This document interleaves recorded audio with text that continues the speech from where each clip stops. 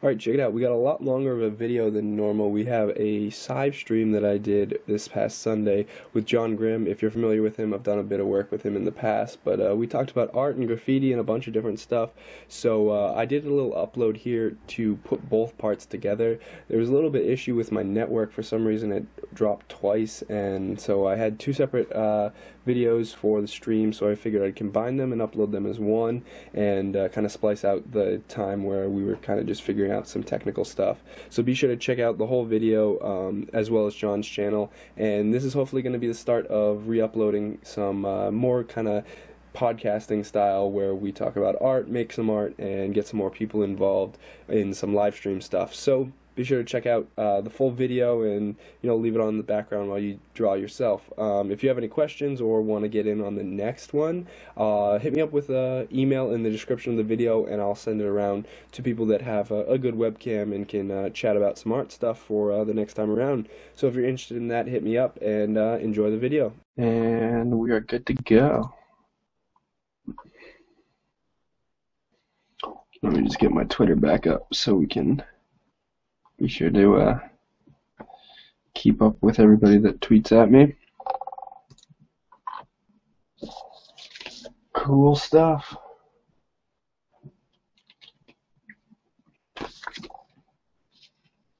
So if you have any suggestions or questions or comments, just leave them in the section down below or tweet them at me.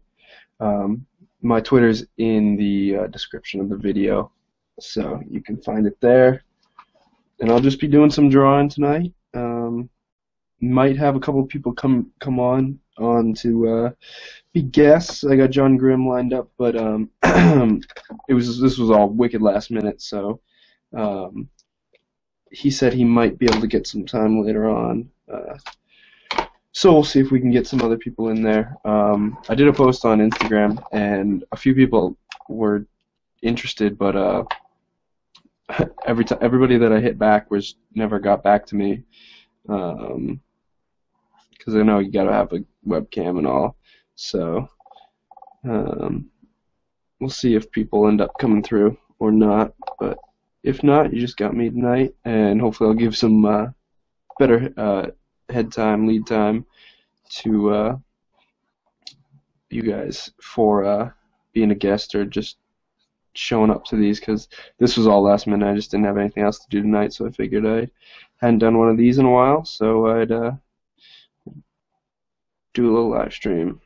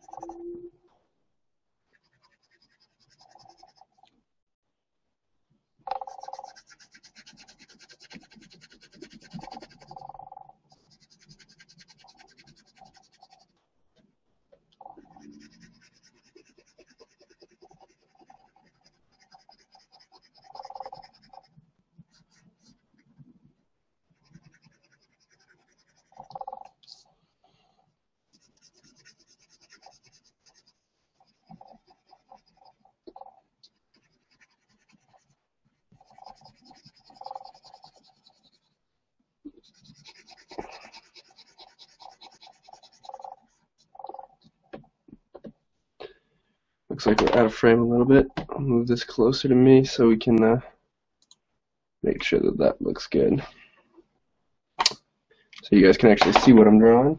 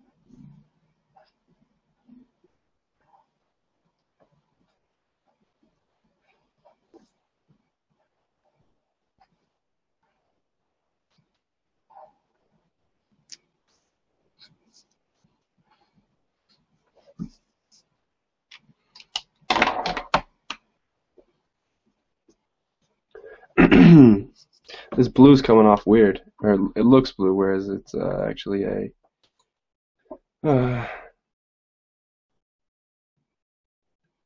it's a mint green. So we'll see how that looks on the stream. It looks so much darker than it actually is. That's kind of weird.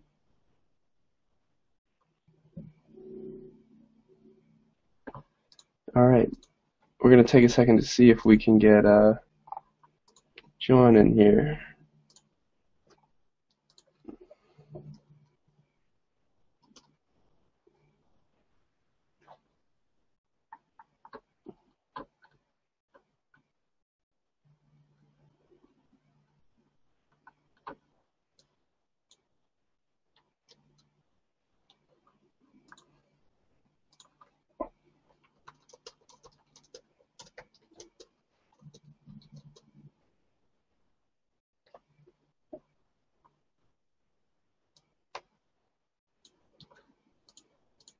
Just give me a second, seeing if we can get a extra person in here.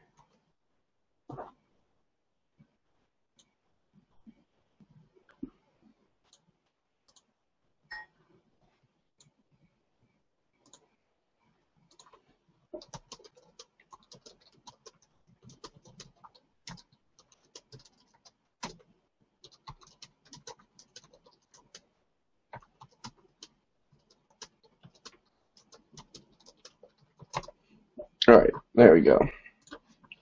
Looks like we're good to go. Let's see if we can get him in there. All right, we got a bunch of comments now. Well, let's start from the bottom. Can I speak in Spanish? No, I actually was probably the worst foreign speaker in the world. I did so bad in foreign language. How long have I been doing graph? Just about 6 years. Yeah, that's about right. 6 years and counting. Pretty much all on, for that matter. I never really took. A lot of people take breaks here and there, but I've been going at it pretty steadily. Obviously, take a break here or there, but pretty steadily for 6 years.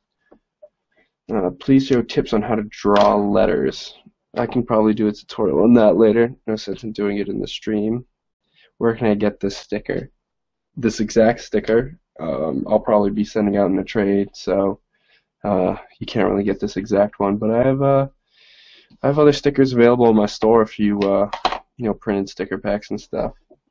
If you're interested in those. What up, Blops? Opinions on how they're elitist in the graffiti and sticker scene. Well, elitists and titles that are given to people are all designated by, I guess, the community. So if people give someone else a title, that's not usually self-proclaimed. Usually there's a reasoning or a set of people that believe that, so that's why it's given that reputation. Much like, think about like a brand. Why do you wear one t-shirt brand over another? Obviously, you might like a design or something of someone's work or a certain brand's work, but you give it that title by wearing it. You believe it's worthy enough to wear on whatever a daily basis or whatnot. So much like that, giving artists a title is something that is just determined based on what people think of their work and how it all is. So sure, there is a demographic of people that probably have more followers, and there are plenty more people that have more supporters than I do, but at the end of the day, that's all proclaimed by the people that do follow you. So by no means do I think it's wrong to have people with an elusive title above their heads, but at the same time, it's not something that they choose to have. Most of the time, it's something deemed upon them just because they have a following of their work or whatnot. And if anything, it helps to,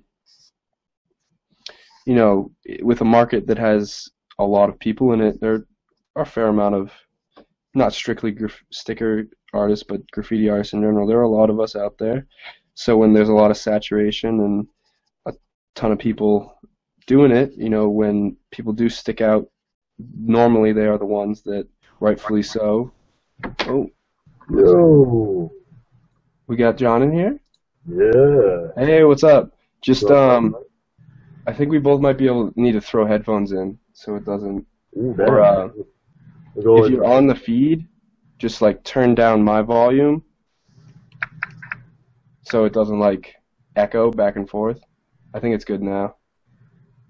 all right. Well, give me 1 minute. I'll be right back with some headphones. All right, sounds good. All right, that worked out really well. All right, well, back to where I was. It's all like proclaimed by the people in the community. So if you give somebody a title, they're obviously going to have that title because you think they're worthy of it. Um, but with like the saturation of a lot of people in the community, obviously some people are going to stand out more than others. So when you do have a lot of people standing out like that, it's going to be, you know, some will have more reputable names than others. And when you do have that, uh, where was I going with that? When you do have elitists, people get a title above their heads, and some people do well with that, and others don't. So it's just something that there's always going to have, and if people support themselves in whatever they do, it's good for them. I'm just grabbing some headphones now too.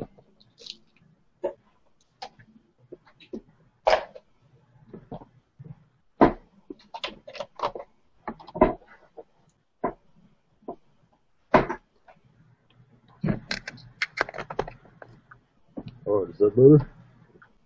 Yeah, I think that'll work. All Let's see. right. All right, leave a comment if you guys can hear both of us right now. We'll see if that worked. People can see you. Let's see if they can hear you. Yo. Hello, hello, hello. There's a little lag here, so it might take a second. But yeah, I was just taking some questions in the. Are you able to see the stream itself, or do you want me to send a Yeah, link to that? I can see what you're doing.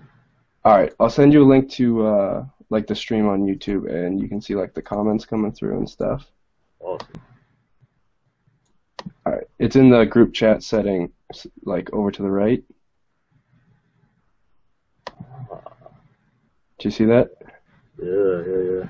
All right, word.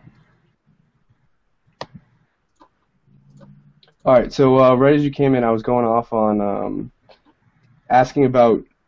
I'll give you more of a synopsis of it on elitist and like the graffiti and art community and how people are given titles and whatnot, and maybe you just want to give your feedback on how I guess like the perception of other artists based on titles and whatnot that are given to them from people within the community.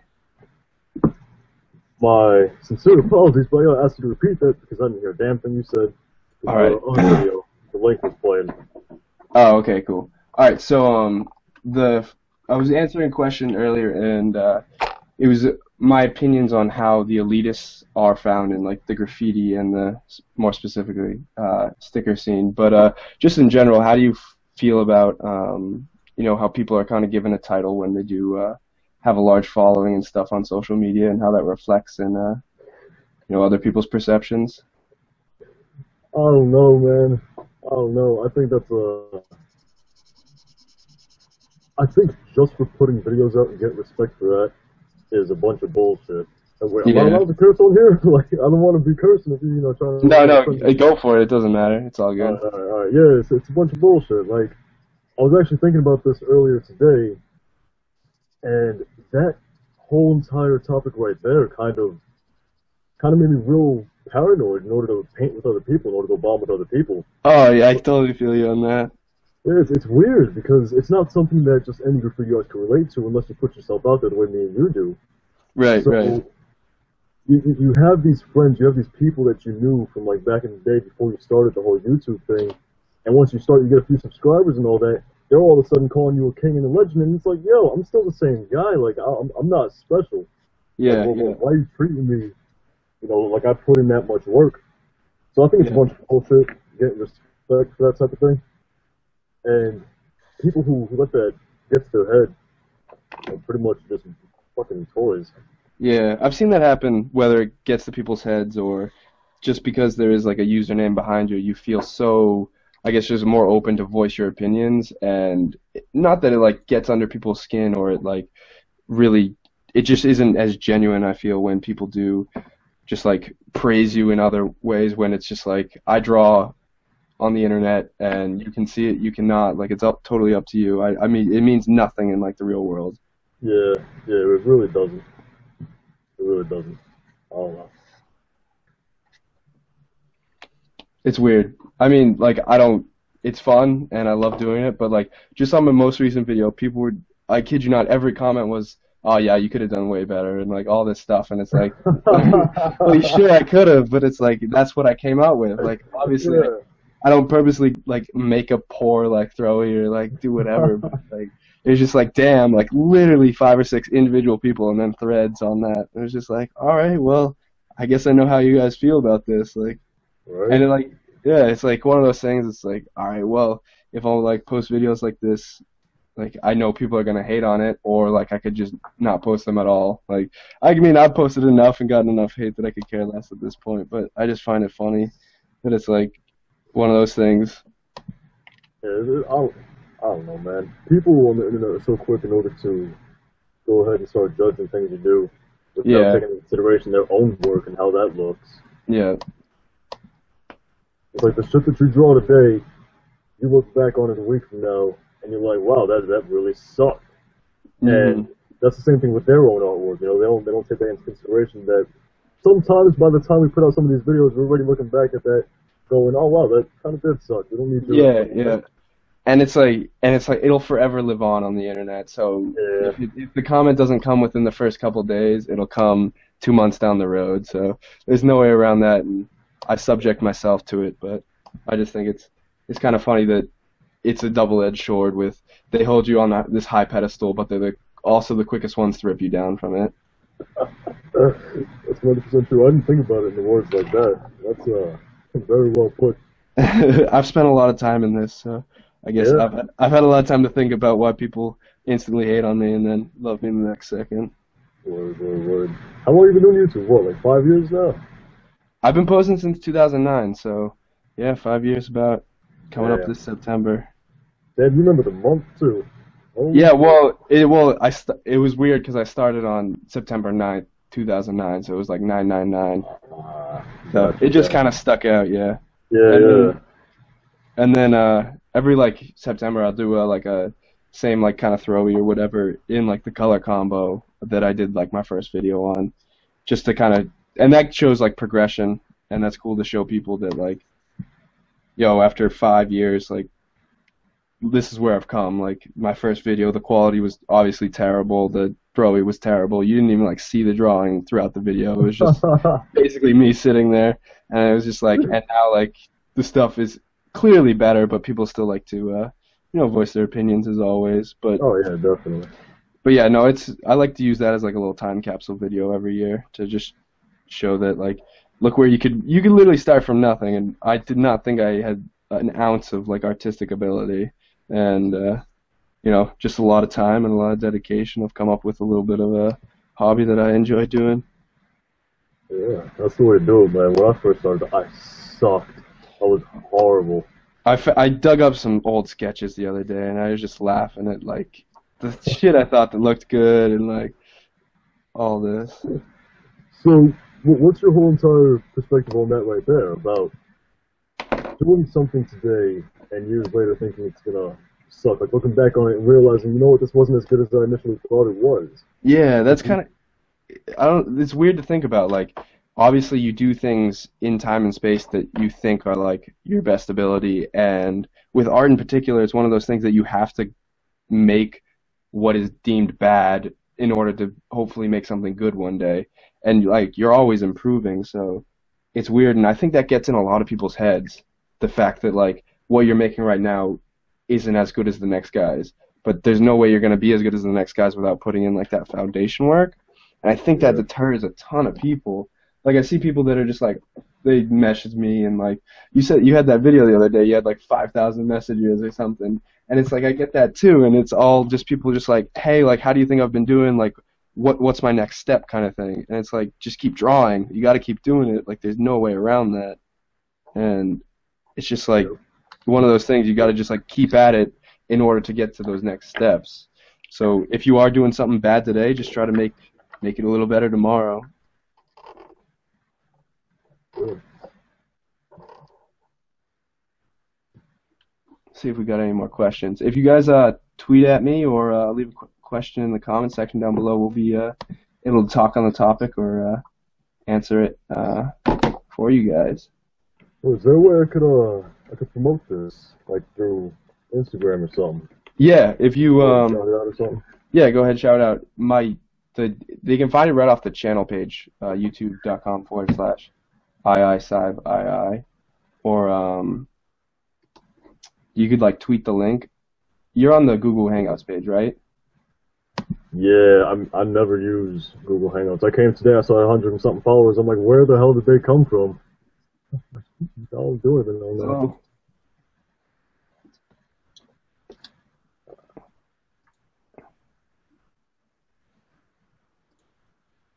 There we go. Sorry, I opened the page on accident. If you see down at the bottom right-hand corner, there's like the links thing.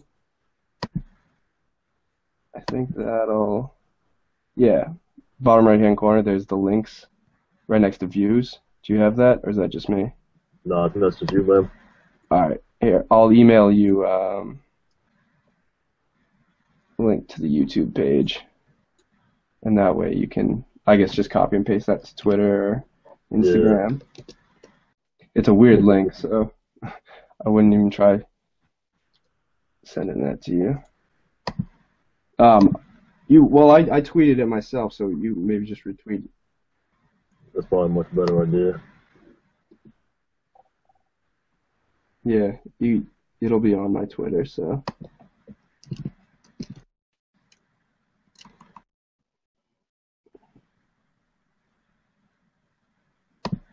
Blop's shouting us out. Thank you, Blop.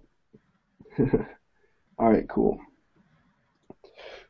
Let's see if we got another question here. Oh, looks like my Adobe crashed. Hopefully the stream stayed up.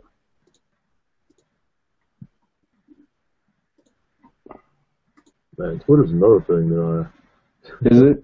I don't use it all, but I don't know how to use this at all. Yeah, it's one of those things that I just have to say I have it. I barely use it. So I kind of feel bad because you want to interact with people, and if they follow you, you don't want to be wasting their time. Yeah, seriously. I don't want to use it, but at the same time, like I don't feel like I have anything valuable enough in order to be saying on YouTube. Yeah, it's like Facebook. I have a Facebook page or whatever, and I'll get to it like once or twice, maybe every month, and I'll have just a ton of comments on it, just like and like messages, and I just feel like the biggest dick, literally not getting back to you for 2 weeks. And it's like I still hope my replies relevant at that time.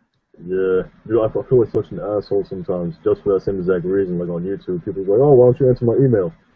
I got 5,000 emails. I'm not going to sit through all of that. Seriously, email's one of the things that like I have to like. I do all this custom sticker prints, so emails like I'm always answering those. So that's your best bet if you need to get in contact with me. But still, it's one of those things. It's like a nasty vortex once you get behind a couple. It's like, oh, well, now I have 100 to reply to. Like, let's get next hour or two set away. Oh, man. For you, it's got to be crazy because you got, I bet you got a lot more people contacting you than what I have. Yeah. It's like, it's something to go through.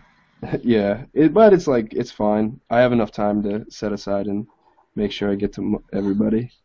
And I think that's one of the biggest things that, like, has helped me over the 5 years of making videos on YouTube is that, like, when I started, YouTube actually had like a messaging system that like was working.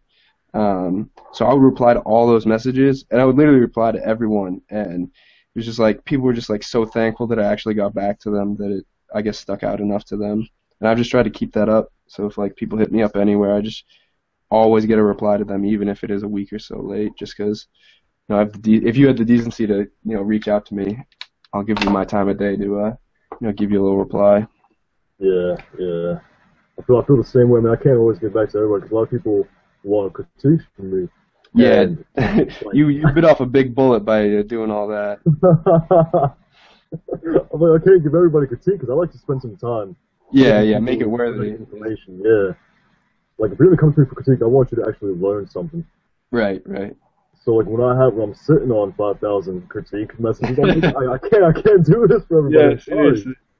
And you feel bad at the end of the day when you have to like turn somebody away and whatnot, but it's like it's just one of those things. And when I was doing when we were doing the bench thing together and I was getting them, I like had a folder in my email that probably was 30 messages, like just 30 messages behind on critiques that I hadn't gotten my time together to like give them time about, and I could only imagine, you still having all that. Man, I stopped doing the critique videos, Hmm. and it was partially because of that. Like I couldn't get back to everybody, and Yeah, back when I was first getting it, I was struggling just to get another critique for the next week. So yeah. it stacked up real fast. I'm like, damn. I mean, there's other reasons why I stopped. A lot of people have asked me why I stopped doing the videos for them, but there's I can go on and on about the reasons. It's a lot of work, and now that I'm like Yeah. trying to get to galleries, trying to do other things, I just don't got the time to be doing critique videos and all that anymore. Yeah, I noticed the video slowed down a little bit from you. Were you just doing stuff, a lot of stuff outside of YouTube? Yeah. And Oh yeah. It's difficult, right? Because doing the paintings I've been doing, which I'm looking at one over here right now, can't show because there's titties, but ah, doing that's extremely time consuming. I'd spend a nice 10 hours a day just trying to work on a painting or sketching for a different painting. right, right. Aside from that, you figure you're doing other things like try to come up with just other projects to get on board with. And it's all very time consuming. As you can relate, the video editing and recording, that takes a lot of time that people don't Word. realize. That. Like, I would be the biggest, like, I would spend too much time on YouTube if all you had to do was like do the art behind the scenes. But like editing down the video, like whether it's adding dialogue on top of it or just getting the editing all like figured out, that adds like depending on like the piece of art, like I'll do a piece and that'll take me 3 or 4 hours probably, and then it'll be another hour or two editing that. So that almost doubles the time spent on every single piece I make. And then I hate not filming them because then people get on me because they wanted to see the process and see how I did it and stuff.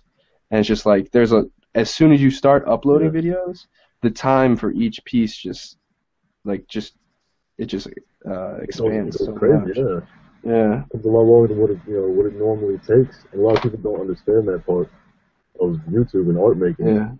And I think that's another reason why there's almost a lack of people uploading art videos. Like at times, like I've seen it fluctuate when a ton of people are making speed arts and a ton of people are uploading like videos about this, that, and the other thing. And then right now it seems like next to nobody's making videos, and it's just one of those things. Like when you have somebody that has a dedication to making the art, but also the video production, that's when people stick around. It's like it's when you like making the art, but you don't want to spend the time making the videos, is when that piece kind of takes you away from it.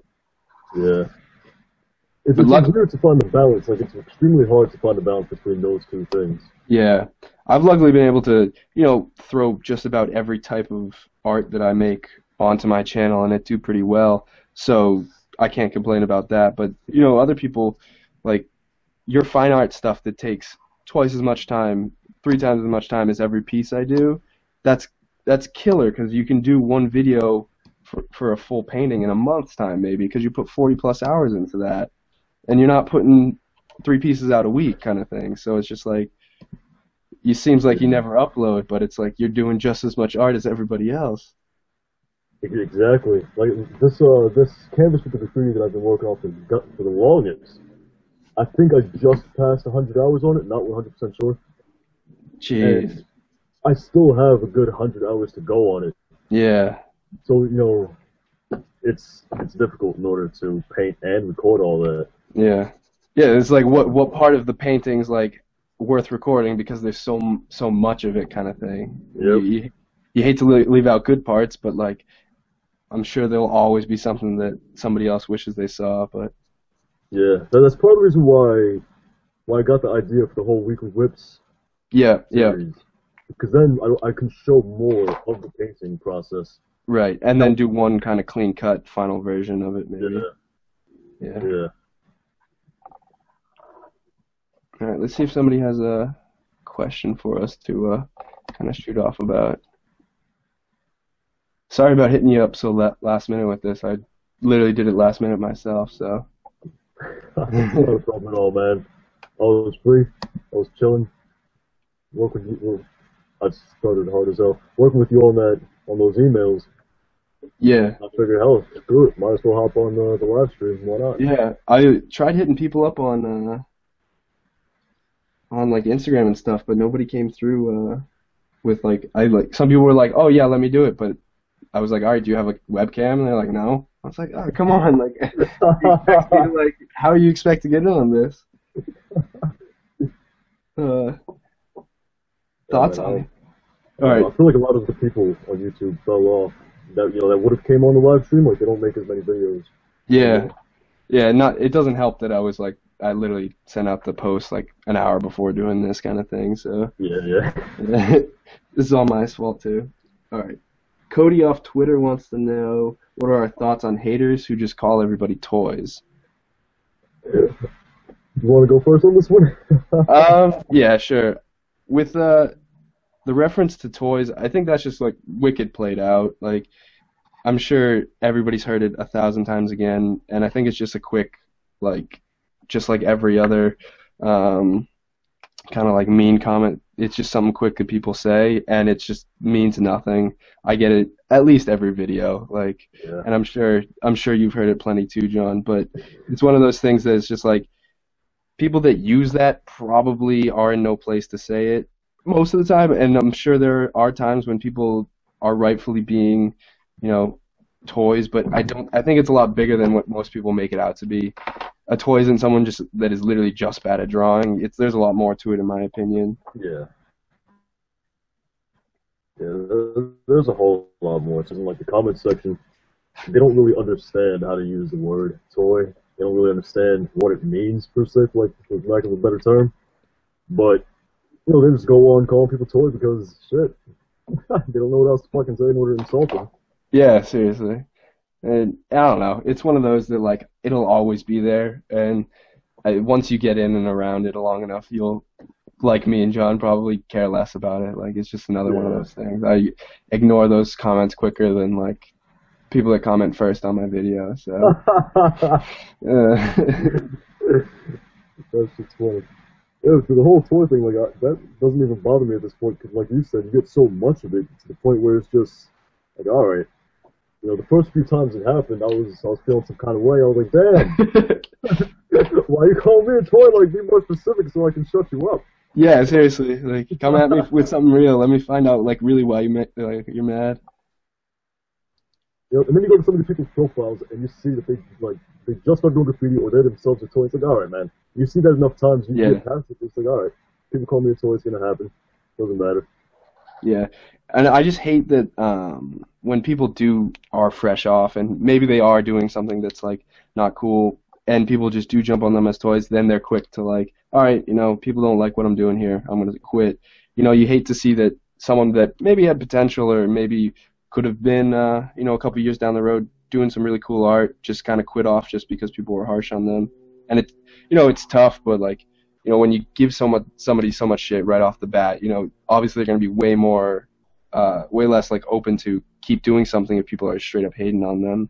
So, Yeah, I mean, it's not that you have to be super nice and give people like too much support when they're, doing everything, but at the same time, there's no need to go out of your way to be mean to somebody that you were probably in their position a couple years ago. Like, yeah, I don't think, like, sure, like every post I see on Instagram or YouTube, like speed arts, I don't like everything I do, but I don't feel compelled to like go out of my way and rip on them for, something that I don't care about. I'll do a constructive comment if I feel like they could have done something a little bit different, but at the same time, some people take those just as bad as like a mean comment. So it's like there's a two edges to that as well. See, well, when it comes to what you just like, I agree 100% with what you just said, especially with the constructive comment. But when it comes to somebody taking offense to a constructive comment, this may sound a little harsh and a little bit insensitive, if you will. But at that point, you need to go a pair of balls. Like, really, I'm trying to help you out. You're gonna take offense to that? Man, Yeah, yeah, I see that, and it's just like everything you say to people, like even like I'm sure I'm guilty of it too, but like you think like you can't really tell sometimes with what direction people are going with comments. So they might have been super genuine about it, but it just totally Yeah, came off like the wrong way. And it's just like one of those things that you have to you either take everything into consideration or you consider like nothing yep, when it comes to somebody giving you critique on something. So that's why I reach out to like people personally. I'm like, all right, how did I do on this? And some people don't have that opportunity. Like I'll go to shows and stuff and bring a black book and I'll be like, all right, rip this apart. Like tell me what I did totally wrong, please. Like now's the time to do it because I can actually like understand what you mean by when you say certain things and like it's not someone behind a keyboard that's just mashing away and kind of somewhat like illiterate and it's just like one of those. So yeah. A lot gets lost behind a comment. There's yeah. more human interaction than just the words you say, and it really makes a difference to actually hear the person say it and see them say it. So Yeah. there's so much more you get with that. Yeah, and obviously they can articulate themselves a little bit better than Yep. over a low keyboard. Uh, what's the biggest problem with yes, first chapter asks specifically with sticker artists, but we could do just in general. What's the biggest problem with new artists? You want to go first on this one? So I actually have something to say about sticker artists. All right, As far as that, hit me. because like I used to do stickers All right. back when I first started doing graffiti. I used to be real big on them, but I fell off for just for doing letters. But a lot of sticker artists nowadays, I'm finding, are doing the same kind of cartoon. Like everybody's trying to make their own little cartoon character, but they're all the same. They all got that like that kind of lean to their body. It's always from their stomach or chest up. They always got their tongue out with a humongous mouth, and their characters don't necessarily have character, Yeah, yeah, and that's a huge part of a character. Now, not obviously, no, not all street art is characters and cartoons and all that. But for those who are doing that, your character has to have character, hmm and that's my only problem really with those kind of street arts. I'll be a little bit more specific with that when I say those kind of street arts. yeah. I feel you on that because like I see obviously a lot of stickers go through my hands, and I see a lot of artists that are new, and I do get the vibe for like the blob style. Um, and there's an artist that goes by Blob that I've been doing a little work with, not his name style, but just like kind of just the creature-ish character that has big eyes and a big mouth, and like you said, it's always leaning off to that one side of the sticker. But it's one of those things that like you do have to have a personality with your character. And whenever somebody asks me like for help on theirs, it's always make it realistic looking. Go learn how to draw cartoon characters, learn the properties of drawing something to make it look realistic in like a character setting. Because when you're able to have your creature, your entity, or whatever it is, have weight on the page and really, take up space and not just be kind of flat and off to the edge, when it does kind of possess some weight on the page, I feel like that instantly jumps your character up a ton. And I think that Yeah, goes similar to having 3D that is actually appropriate on a piece. When you have a vanishing point, it looks like it's coming out of the page to a degree. And when you adequately execute that, it looks way better instantly. And I think when people do take the time to make, some realistic properties and like have a character that it's not defying gravity with every portion to it. It adds a really unique piece to their character, and it looks a lot better in my opinion. So I'm not a huge character artist. You definitely more so than me. You got your little guys and whatever, but it's one of those things that when I see a character or something, I definitely when I can tell between ones that I do enjoy looking at and others that I can tell they really haven't put the time into understanding the principles behind having like basically a thing on a page and trying to make it look realistic. yeah. I agree with everything you said right there, man. You said it perfectly. It's true. And much like all of our, you got to put the time in. Like a lot of people, they're just quick to, oh, why aren't I the best at this yet? Yeah, yeah, yeah. I mean, I think that goes with a lot of things being so easily accessible on the internet, right? Because a lot of these kids who start off, or a lot of these people who start off, they start off because they found somebody's artwork that inspired them, and they're Yeah, automatically judging themselves against that person. That could be really like belittling in a sense. You know, you just start off, you're not going to be good, yet you're Right. putting yourself up against this professional. Yeah. And it's like I've done this for 6 years and I still screw up a whole lot. And I don't know how long you've been doing it, but I'm sure you make mistakes and here and there. And it's just like one of those things you can't really compare yourself to everybody else because God knows how long they've actually been doing this, and God knows Yeah, how much time they've put into this. So when you're comparing yourself and trying to, be the next one of them, it's like, well, they've been doing it for 10 years. They have a lot on you. You got to really put the groundwork into, try to aspire to be something, and most of the time aspire to be something that you want to be, not something that somebody else already is. Like, yeah. hell, I draw stickers because I like to draw, and stickers I can put them up, like two birds with one stone. Like people rip on me for that, and it's like whatever. Like this is the art I like making, so you don't have to do it. I'm gonna do it. 100% agree. So how do you feel about the people in the comments who Yeah. go ahead and say, "Oh, you're a bitch, you're a pussy because you don't go ahead and post bombing videos," or like, "Show us your work, Oh my you're a toy," and all God. that shit. I don't know about you, but that is one of the most annoying, most ignorant comments I get. Yeah, people don't understand it. Like, and I've felt time and time again that I should just make a video addressing it, but I feel like that would just stir it up even more. And it's like, I forget what video. I think it was. All right, so I posted. I got in some of the new fresh paint, the 600 milliliters, and I was testing it out. This was a couple months ago. We talked about this before, but it was a video I didn't get to upload for 3 months, so it was some old work. And clearly, I saw a bunch wrong with the piece afterwards. And people were just like, "Oh, you're wasting the paint. You're doing it on like." I did on some just a little saran wrap wall, and they're like, "You're wasting it. Like, go out and bomb. Prove to us you bomb." And there are some people in the comments that are like, "Oh, like you don't know that he doesn't bomb." And then there are other people who are just like, "Well, he doesn't post videos, so he definitely doesn't." And then there are people that are just like, "Well, he could, but I have no idea." And it's like, well, nobody's helping the situation by just like throwing stones around.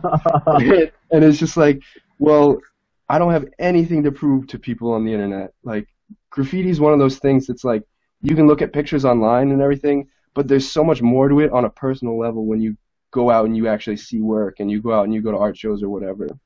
Yeah. And like, there is much like yourself, you don't upload bombing videos. There's no need to prove to people on the internet. Like, you Oh, can no, see work out on the streets. That's where it's supposed to be. The internet is totally separate, in my opinion. I And like, agree. they mix so much now that with Instagram and YouTube and whatever that all the newcomers are expecting it to be one with the other. It's all supposed to be synonymous, and I feel like it should. Sure, like pictures and stuff can live on like on the internet, but by no means, if someone doesn't post a picture, does it mean that they have never touched a spray can in their life outside of the videos you see. Like, I just, it's, I can't fathom the fact that people believe that just because you don't see a video on the internet means nothing ever happened. There's a lot of stuff not on the internet that happens on a daily basis outside of art. Like, just think about that in the scheme of things. Like, and I'm sure you've gotten it too. Like, Oh, hell yeah. Yeah. I get a lot. Like, I've been doing. All right. All right. The way I see it is, I've been doing graffiti for 14 years. I've been bombing for 8. all right, About those times, like, give or take. So, for you to come to me and be like, "Oh, prove to me you bomb," I'm like, bitch, I don't gotta prove anything to you. I've been doing this long enough to where I don't gotta prove anything. Granted, I know people have been doing graffiti longer than I've been alive. yep, So, I'm not saying I've been doing graffiti for a long, long time, but I've been doing it long enough to where I don't care what you think. I don't care, yeah, that you want to see a bombing video. I'm not putting one up. That's not how I want to get up. People say, "Oh, graffiti is only in the streets, not on the internet," and they'll be the first person to say, "Why don't you put a bombing video up on the internet?" Like, yeah. does that make any sense to you? How Oh stupid do you sound? God, man of my own words. Like, seriously, it's just like every time like I see those comments, I'm just like, I don't even respond, obviously, and it's just like, geez. I had some kid. He messaged me on one of the messaging things, and he was just like, "Oh, do you bomb?" And I was like, "Do you really think after doing this for 6 years I've never touched a spray can outside of my videos?" He's like, "Well, no." And I was like, "Okay, that answered it for you." He's like, "Prove it to me. Send me a picture." I was like, "No, I have nothing to prove to you. Like, literally, I do not care what you think about this. Like, you can think clearly. Like, me telling you a little bit off was just like not enough. You really thought like it's still gonna be one of those things, and it's just like it just baffles me that someone would reach out and then after you kind of like diffusing the situation, they still just like they can't buy it, and it's one of those things. It's like I'm gonna get that till the day I die, or the day I post a bombing video, or like the day I prove to these kids that like everything on the internet is like real. But it's like take a chill pill, take a like a grain of salt with all this. But if you want to post bombing videos, that's you. If like my channel isn't built around that by any means, and never has been. So until the day I need to post them, like there's no need to post them, in my opinion. Yep. Well, I love bombing videos. I'll be the first person to say it. They're Oh fun yeah, to don't get me watch. wrong, they're dope as hell, but Yeah, like I mean, for myself, it's not something I'm willing to do. Like I don't want to. That's not how I want to get up. It's way too easy to go ahead and hit a DL spot, and now you got all these people going ahead, calling you a legend, calling you a king when you're not. right. It's Yeah. like I want to earn my respect. I don't want Yeah. to just be given it because I put it in a video. Yeah, there's parts of the game that are very, like have no need to be on the internet. And sure, like bombing videos, they are like some of the coolest videos I watch, and like speed art styles of people making art on online. But it's like one of those things that it's not as genuine anymore when you do post it online. And the people that do are and that are able to capture kind of the raw essence of it, I think is a really like cool thing. But when you set up a tripod and you just film yourself recording a really, like you said, clean spot that's really low key, I don't think that's any better than me just doing it in my backyard. And I think just doing it in my backyard is plenty fine for me when I can switch up the camera angle and take my time and almost make a piece of art out of the speed art when I don't have to worry about all the other factors. And it's just one of those things. It's like I don't know, bombing videos are part of the internet, and the fact that like people are exposed to them, they kind of just expect them from everybody else, and I don't think they should expect them. I think they should be happy that they get what they get because it is leading into the part of the subculture that shouldn't be actually like publicized. It's the part that's for those that like take part in it. So Yeah. Yeah. it's just one of those that, much like the toy comments, we're never going to see the death of on the internet. But I don't know.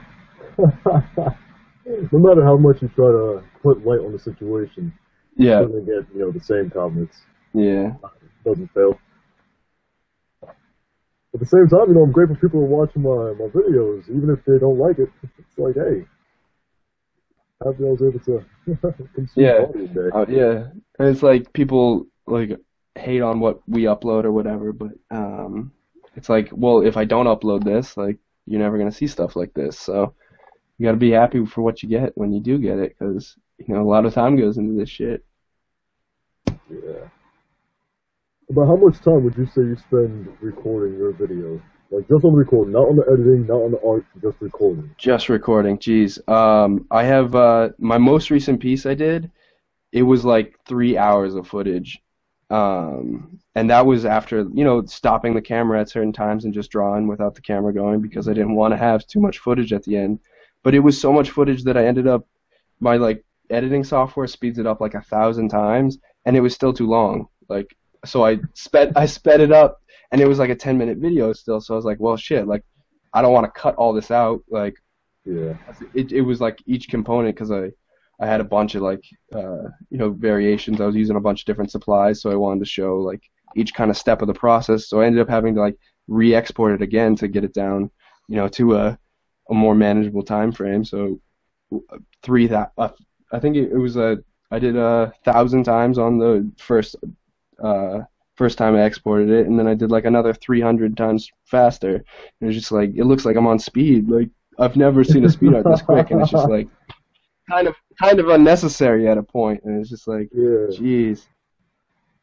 But like I don't that's think I've ever sped anything up that fast. That's crazy. yeah, this is the first time I've had to do that, but and I haven't even finished it yet. Like it's just taken forever to edit this video down. But I mean, I can do even the smallest speed art, probably about half an hour would probably be the shortest amount of time I film. And God forbid I'm filming like a review video or a cap test or whatever. Those take forever just because it's like all right, well now I got to switch out the cap, got to introduce the cap again, got to refocus the camera each time. Like, just like those videos, I'll do an afternoon and I'll get 3 videos done just because I'm sitting in my garage, filming every component to it. Over 5 hours, I'll get maybe 3 videos done, and it's just like, and that hasn't even been the editing step. Like, I'm just done the painting process, and it's just like, shit. Well, you know, Google AdSense helps a bit, but like, damn, I put a lot of time into this. Yeah, yeah. Man, my videos, just the recording, like the voice recording over the whole thing, could take me anywhere from like 30 minutes to 2 or 3 hours, and just, Yeah, you know, facial part, because my dumb ass can't stop stuttering. yeah. I've started to try and like come up with a script of sorts for I like, cut all that shit out. yeah, it's just like I get myself on tangents and then I never say the right thing, so I'm like, all right, so I started doing bullet Yep. points, and then I started trying to do like an actual script, and that just didn't sound like genuine. And Yeah, it was no, it just sounds a lot stiffer. yeah, and it's like, well, now like the things I would say aren't like complete sentences, and then splicing it together never sounds quite right. So there's like always a catch-22 with that stuff. Yeah, yeah, because you try to streamline the process of the recording, Yeah, and then with the scripts, like you just said, doesn't sound genuine. I've yeah, been experimenting with that same exact thing over the past few months. So I started doing what you just said, little bullet points, little reminders like shut up and talk about this instead of going on a tangent. yeah, yeah. So it's just like there's a ton of behind the scenes that I wish people like. I feel like the majority of viewers aren't also content creators, which Yeah, is nah. kind of which is a drawback because they don't see the other side of things, or they're quick to stop being a content creator because of the time commitment. And Yeah, it's there's a like lot of time commitment. it's killer, and it's like There's a lot. I want to be active, but at the same time, I don't want to slave over my computer. Like, I'd rather be making art than sitting in front of a computer punching buttons, making sure, my next video is uploaded. Yep. Well, like we talked about earlier, it's complete had a brain fart. It's That's the worst.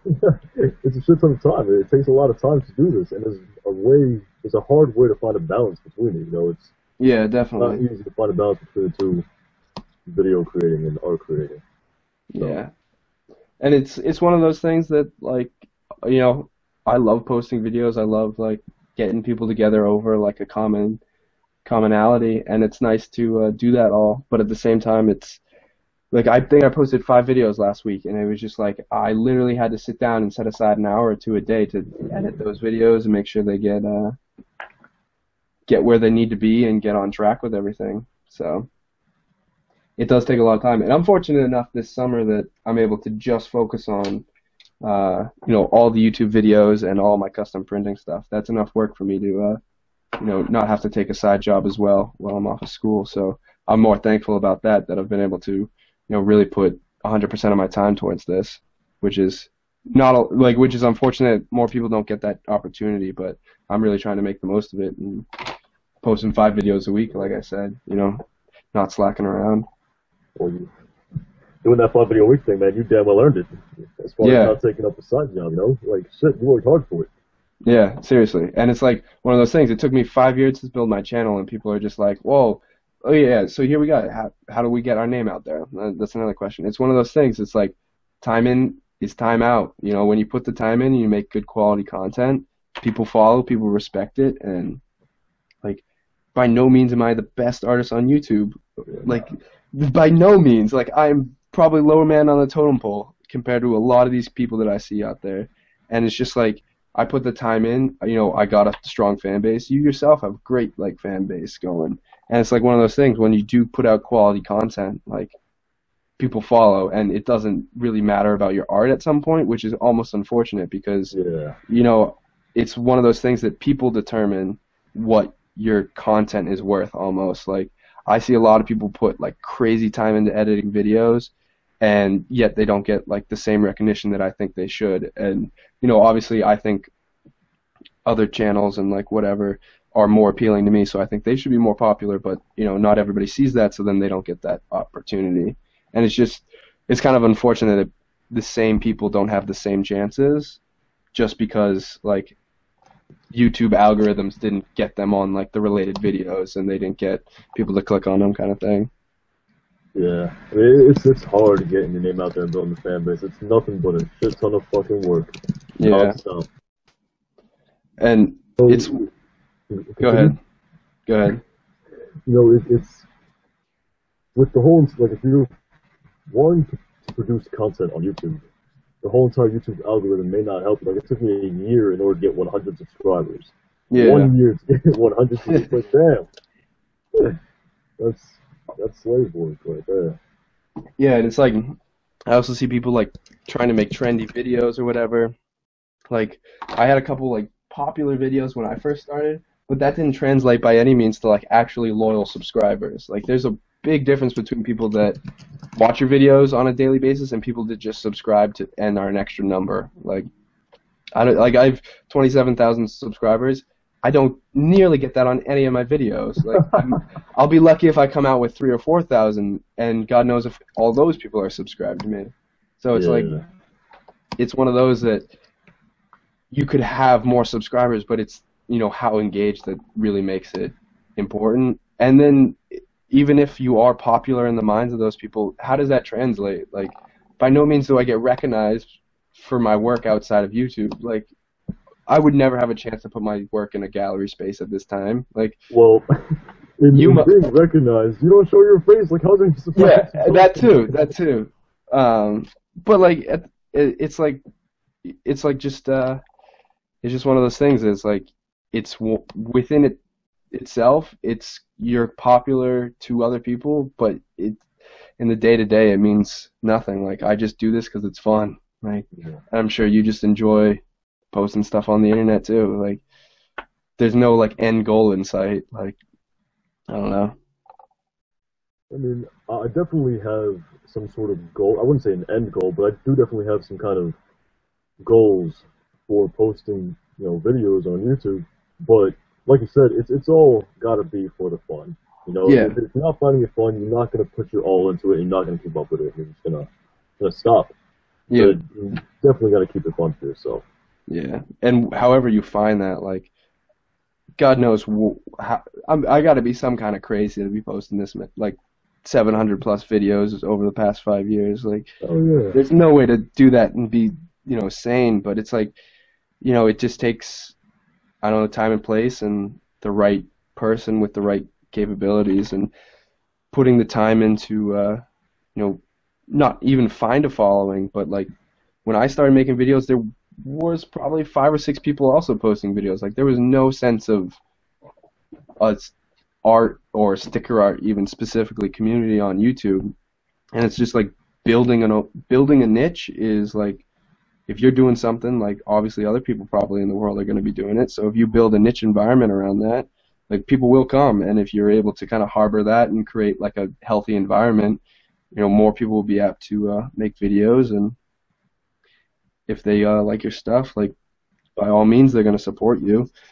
Like, I'd say half the people probably that support me and you are for the art, and other half are just because the personalities and what we bring to the table as far as content, like yeah.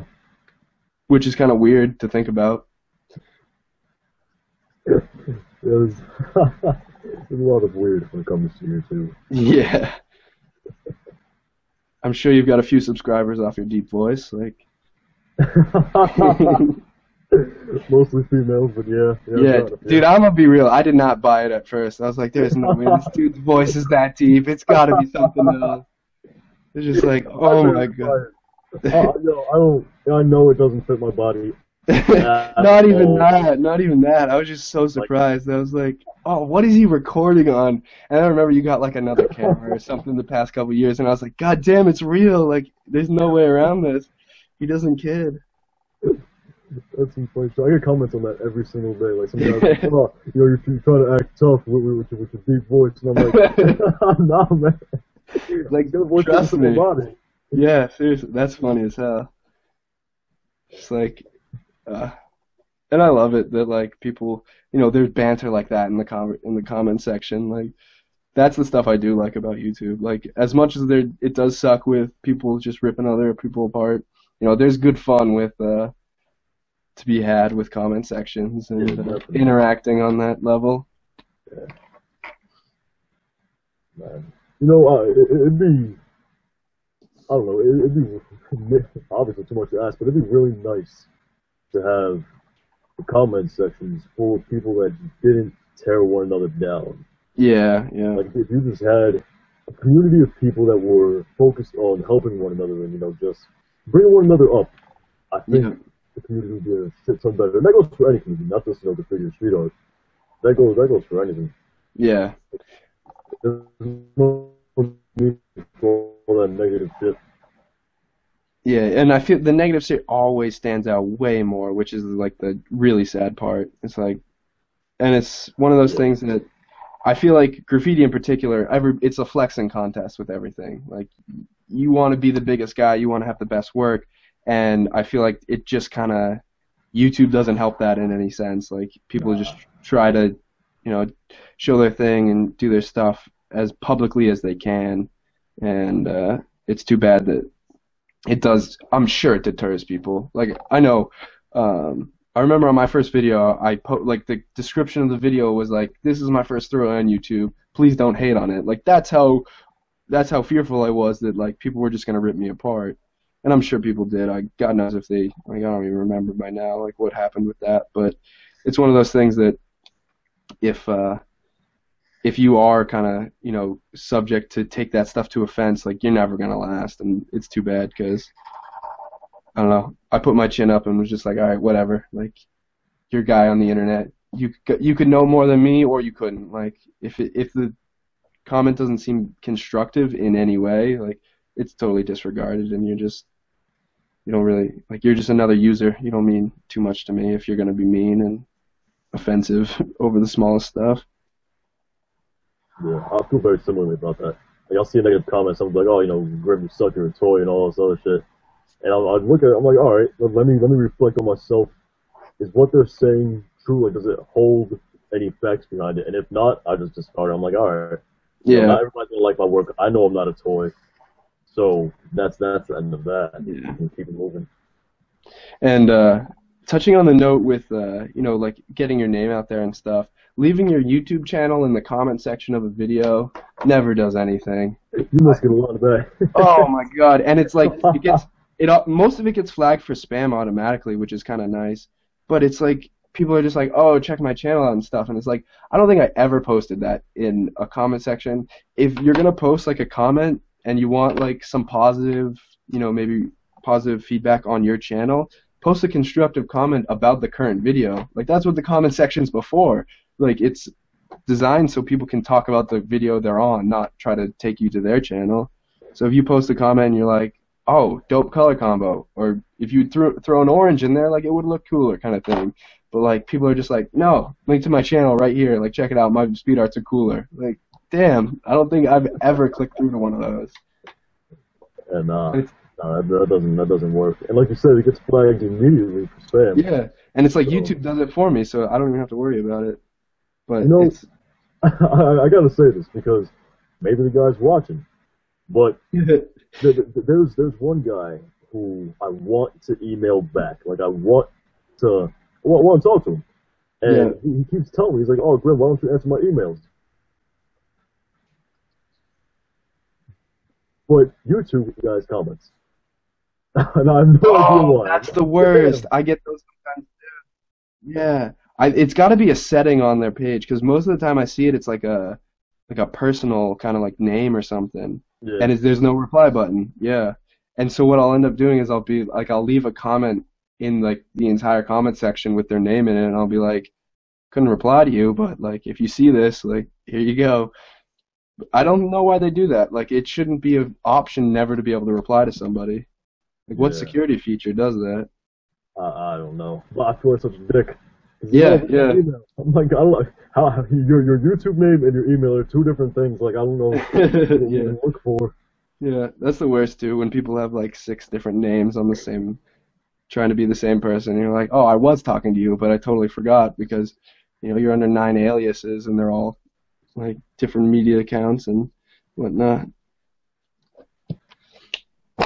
So note to people that leave comments. Make sure people can reply to you, whatever setting that's in, Yeah.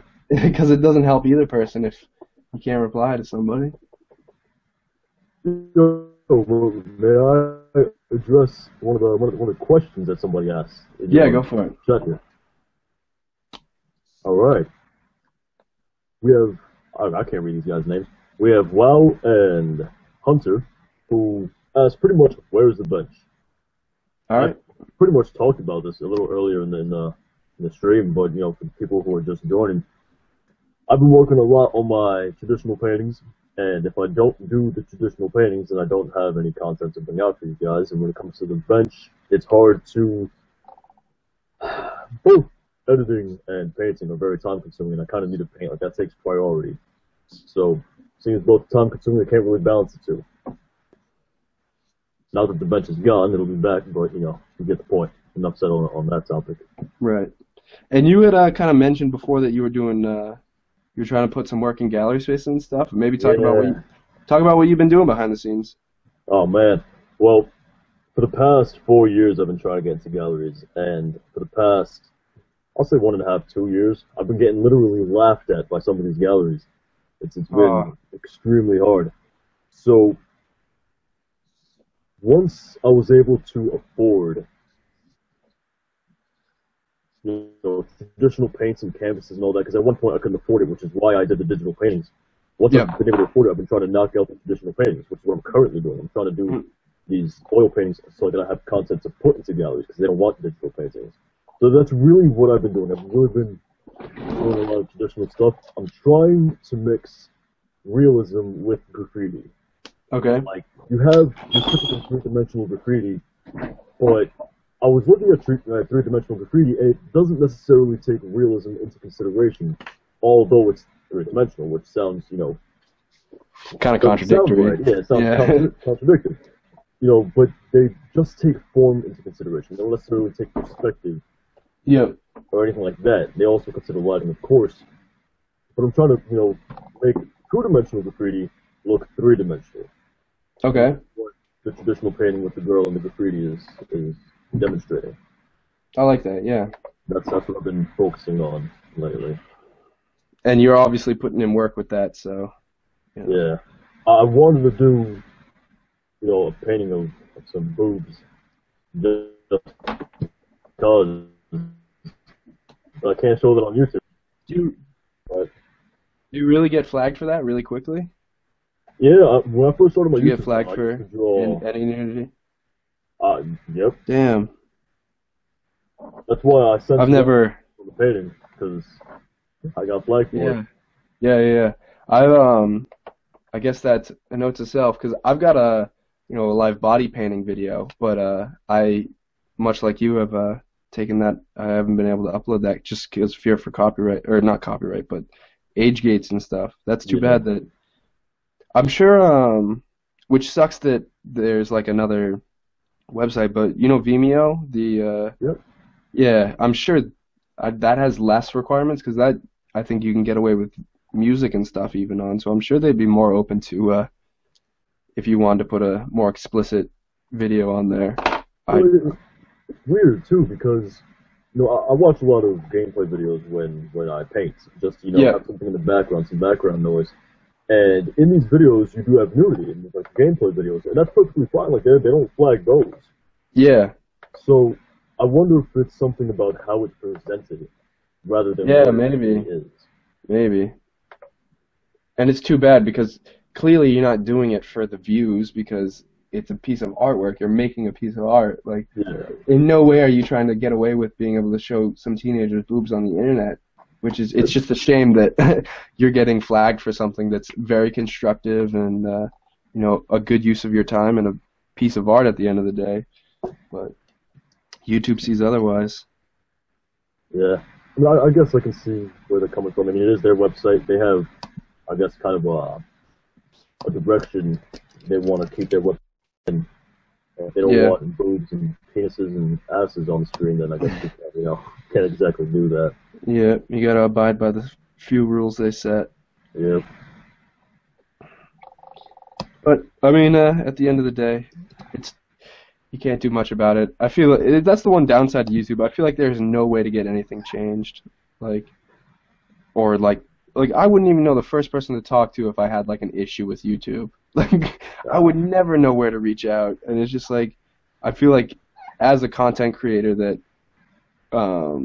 posts videos pretty regularly and drives a fair amount of people to the site, there should be some sort of a method for me to get in contact with somebody to voice my opinions about different things or like even like copyright claims on some like music and stuff. It's like, well, this is royalty free stuff off, like who's claiming this? Like I had one um my uncle makes like music, and I guess he had sampled something from, and it was one of the beats I used, and it was some really obscure sample, and sure enough, like the robots on YouTube like picked it up, and I had to like totally re-edit the video because everything was out of sync. Like I had done some what I thought was like cool stuff with like syncing between the beat and like what effects happened while I was doing the speed art, and it just like no, nothing. Like Yeah, totally all the not a goes to shit now. yeah, not available in 95 out of 100 countries that I upload to, and then uh, all this stuff, and it's just like, damn, like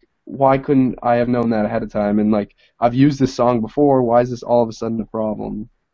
It's like, I hate that. I've had similar situations where like I use the song perfectly fine, but then a different video with that same song gets taken down. I'm like, what the fuck? What? yeah, Why? yeah, just like I don't know. I feel that's like the one thing I like. That's probably my biggest pet peeve about like uploading videos on YouTube is that like it is really like you're doing your own thing and there's not many people you can talk to about like running into problems. And it's like the other day I couldn't do a thumbnail to my video. Like it just every time it failed. And I was like, damn, well like uploading a video without a thumbnail that is appropriate. I don't know what was the leave a comment on the last thing you guys saw or heard cuz I was talking for a while before I saw comments that you couldn't see anything. Um,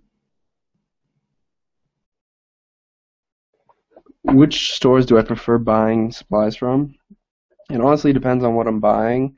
I literally buy supplies which, for whichever are cheapest. I am really not picky at all with supplies that I use or sites I use from. I literally order from everybody. There's no one site that I am a must go to guy. Like obviously some sites have sales and whatnot, and I'll go pick those up when they do have sales. But it all depends on what I'm ordering and kind of what promotions are going on when. Depends on where I want to buy my stuff from. Because I'm a cheapskate. I don't like spending money, so I'll buy whatever I can for the cheapest price at the end of the day.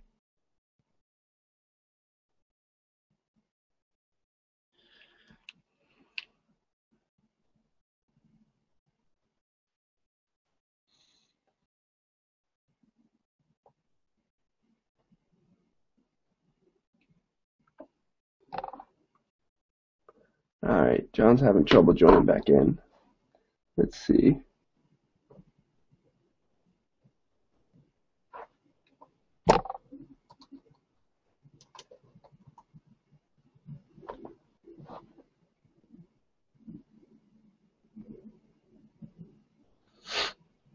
Just give me a second here.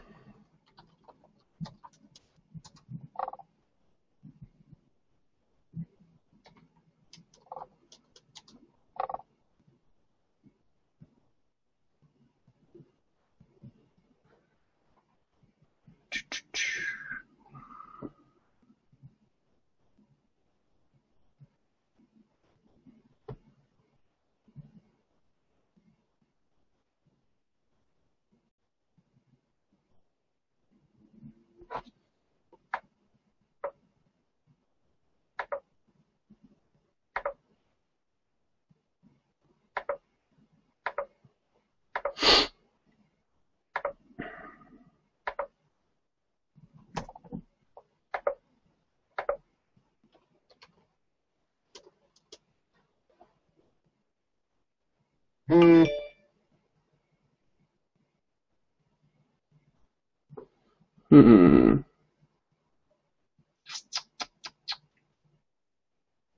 I don't know what's going on.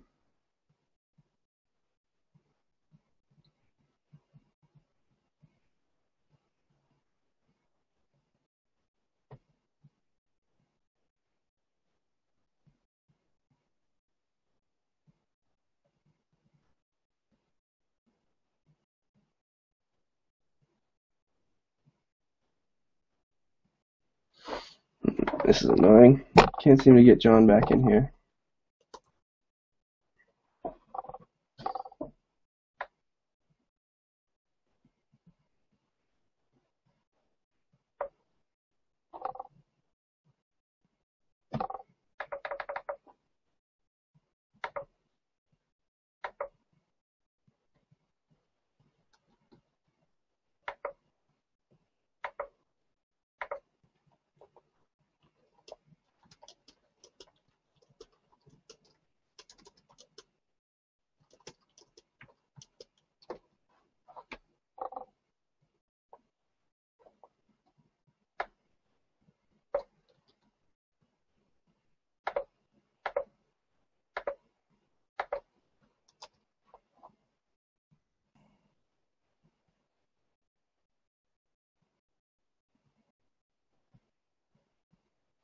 Alright, sorry about that, guys. I don't. All of a sudden, my page went down, and then having a little trouble letting John join back in. Continue drawing, and let me check the comment section to get a little topic. If I don't end up getting one, I'll draw it for a little bit longer, but I don't know why all of a sudden it went down.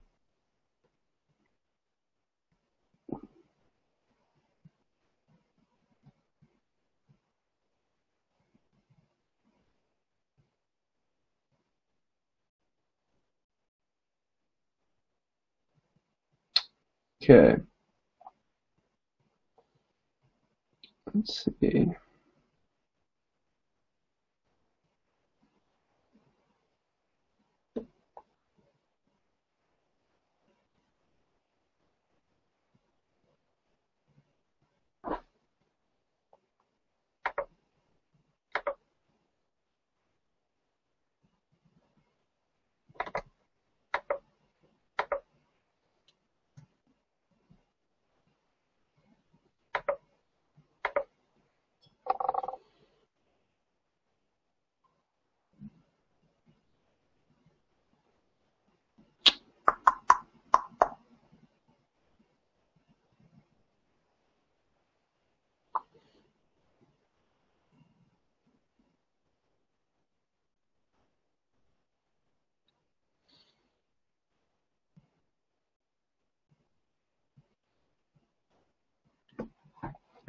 This is a bummer. This is a real bummer.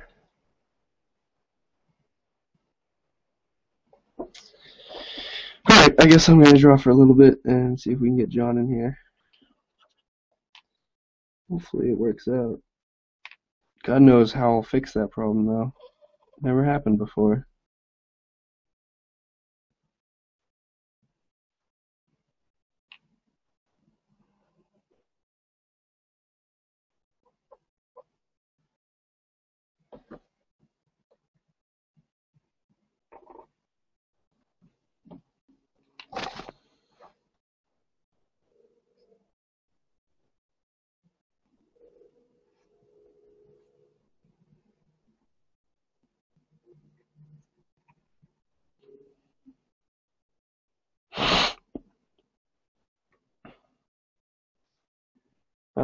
Looks like John's having more trouble.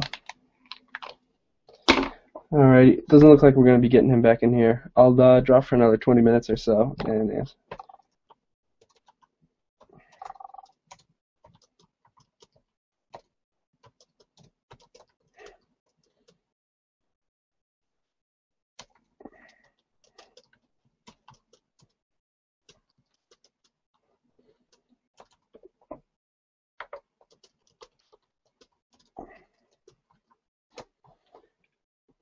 I gotta look into that and see what we can do about why this thing happened. But alright, let's find a question I can talk about while I do this last little bit of drawing for you guys. Tell me how you guys liked having a guest on the show. It was definitely something that I've been looking forward to for a while, getting more people involved in these. And if you've been around for to work. a while, Man.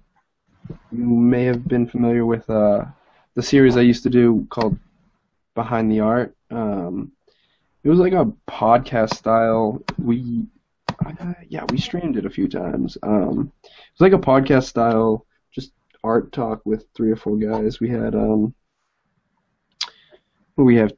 3 or 4 like always I guess like hosts, always like people that were always there, and then we had guests or whatever that were just other artists from the community, and it was fun. But it was one of those things that I started it with like 2 or 3 other people, and then it was really tough at the time with school and everything to find a day during the week that we could all record it or stream it, that for that matter. And it never seemed like we could line up 4 teenagers' schedules to really make it happen. And at the time, there was no incentive besides we enjoyed making it to really make them. It was extra tough to put 3 hours aside a week to just goof around on a podcast thing. So that's pretty much why it fell apart.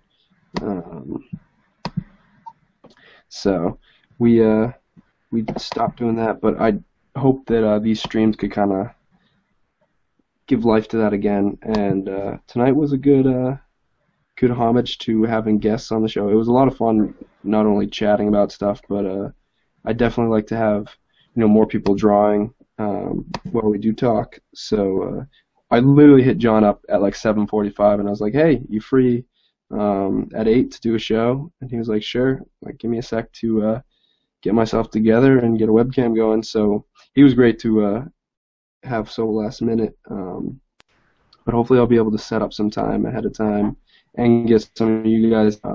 I did a post on Instagram, but the people that kind of did reply, nobody got back to me before I started the show, and I wasn't going to try and get people together while streaming and whatnot. So I just said, hell with it, and figured out next time, give those people that hit me up some more advance, and hopefully get webcams and stuff set up, and get a stream together that's gonna be nice, and have some more topics kind of set up ahead of time, because we were just taking comments as it came, and I don't know. I feel like if we had topics ahead of time that we could not only ourselves with, but come up with that would be more interesting, and it would kind of flow a little bit better. I think that would be nice to have. So hopefully over the next couple weeks, I wouldn't mind doing these as kind of a God, I wish I could do them weekly, but we'll see. We'll see based on timing and everything. If we could get these obviously more often, I've been able to do them. I've done. Is this my second, or it might even be my third? I think it's just my second, actually. Third live stream since I got back from school. So they are more frequent, as you guys requested, and these are fun. It's cool to block off a couple hours, get some stickers drawn. It's a little hard to multitask and draw stickers and try to keep conversation going, but I think that'll help with having more people on the stream, because I'll be able to draw a little bit more and not have to talk 100% of the time, whereas right now it's just me doing everything. And with Grim, I was able to talk, and with I think 3 people would be a good number, maybe 4. Talking and drawing and whatnot, it would be a nice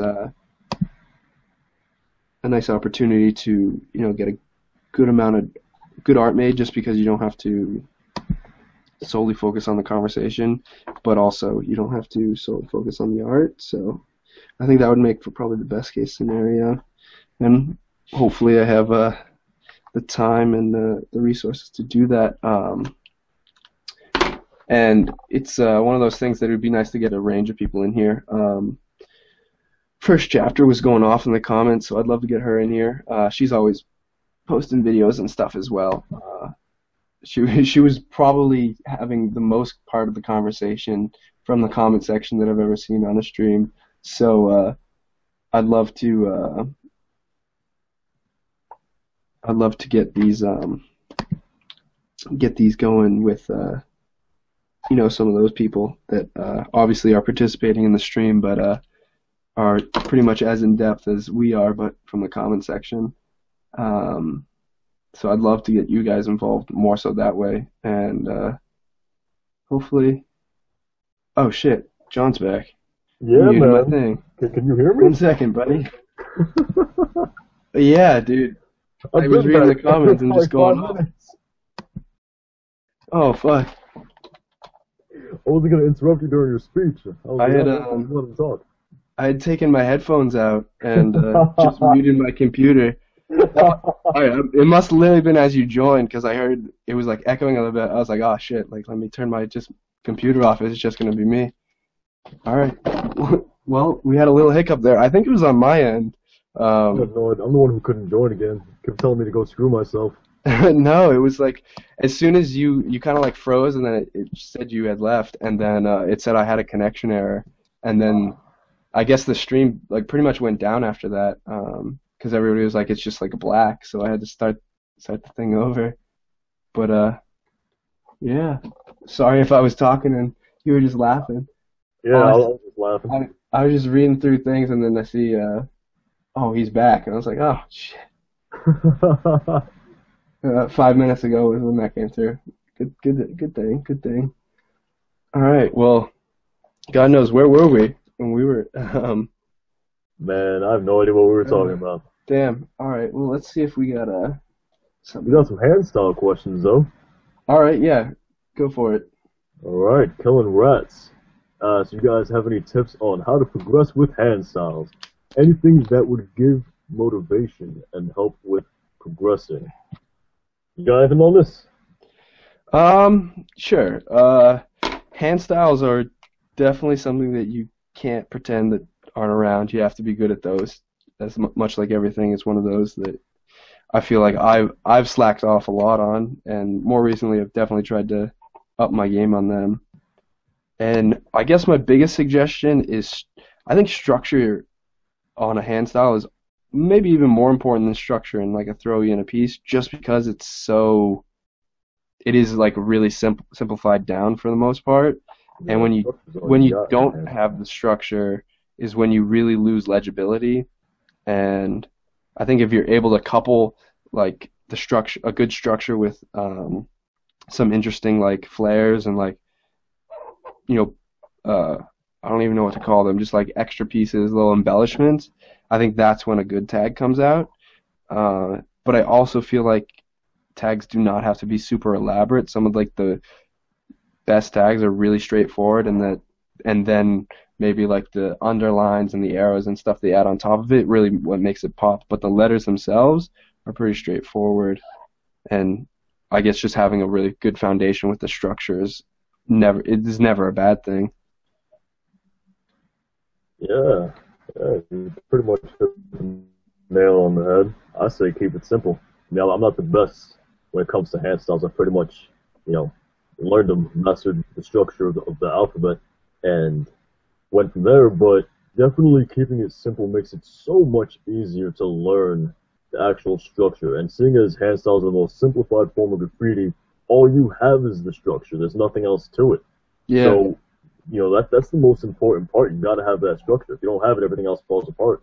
yeah, Definitely keeping the structure like you said. And if once you learn the structure, once you actually master it, adding style becomes so much easier. Like it becomes effortless. So, yeah. if you're having a problem with style, it's probably because you haven't mastered the structure. hmm And that always comes and like getting your letters to flow together. If you have a good structure with your letters and you kind of keep a uniform structure between some of the ways you do the letters, it's going to flow 10 times better right off the bat because it's already the letters are using similar features and whatnot. So I think I think that's a easy way to do it is keep them simple, learn your structure, and then go at it from there. Yeah. Yep. I did There see really isn't too much to hand styles when it yeah, comes to it. and obviously study those that have good hand styles. See what they do. See how their letter structure works. Don't go off and copy them, obviously, but if you know he drew an S and you like how he drew an S, think about it. See how his line, went. See where it's weighted more. See how, it's kind of positioned. See which like part of the boxes are where, um, and learn, how and why it looks good in your opinion. And that's always a good way to critically look at something and kind of analyze it for its like good components. And that's an awesome way to learn if you don't have somebody that can critique yours. Kind of look at somebody else's and try and Try to almost break it work down. work backwards and build it up. Yep. And as long as you keep your stuff original, there's no reason you can't learn from somebody else's tag. I think that's a fair thing to say. Yep. I did see a comment about motivation. I know I've talked about like my personal motivations with making art and stuff, but you want to give it a little go for how you keep yourself motivated? Mine is real simple. I mean, of course, like anybody, I got a few different things that motivate me. But if I don't make it in art, my ass is gonna be homeless because I can't do anything else. That's the only thing I'm good at. But getting to a more serious note, that right there is one of it. I mean, I love doing it first of all, so that always helps. Doing what you love to do and enjoying what you're doing. I made some promises to like my mother that I'm gonna go ahead and make this a living and help her pay for whatever it is she needs to pay for. And I find for myself, this is just a personal motivation, but when I work with other people's needs in mind, I work a lot harder on it, and that really helps motivate me in order to continue, painting when I don't really want to paint, when I'd rather be upstairs like playing Titanfall or going ahead and going to sleep or something. Yeah, yeah. It's that keeping that in mind that helps me go ahead and paint instead. And of course, women. I love women. I'm having I'm single, but shit. Yeah, I feel you. Body's an amazing thing. Yeah, definitely. That's motivation right there. That's probably why I paint so many damn women. Yeah, it's like everybody has their individual reason for having motivation or whatever, but I think having a personal tie to your work is always a huge motivator and drive to, make some better work or put in the extra hours that it really takes to, get the things to the level they need to be, whether it's a painting or just a daily thing. So it's one of those things like I think motivation and inspiration are people just look for those all the time. When they're like starting, they're just like, oh, I need something to inspire me to make art. And it's one of those things that I never look for. I just kind of find it in everyday stuff and then apply it when I see like a need for it or a time for it. Like, Yeah. Kind of just and fall into it. yeah, and motivation's another one of those things that it's like when I do feel motivated, it's kind of almost second nature. It's like at the time when I find the most motivation, I'm also just loving the work I'm putting out. So enjoying what I'm doing is one of the biggest motivations in my opinion. Just having fun with it and not trying to like, I don't know. Try to force it out. Yeah, not trying to really That's the worst, force man. things. Like you just said, when you love what you're doing, that's it. You love to do it, and you do it Yeah, more. It's yeah, really that simple. I don't think necessarily looking for motivation is. I don't want to say it's not a good idea because it is, but it's more natural to find something or fall upon something that puts a fire under your ass. yeah, yeah. You can't make those things happen. Sometimes they just happen.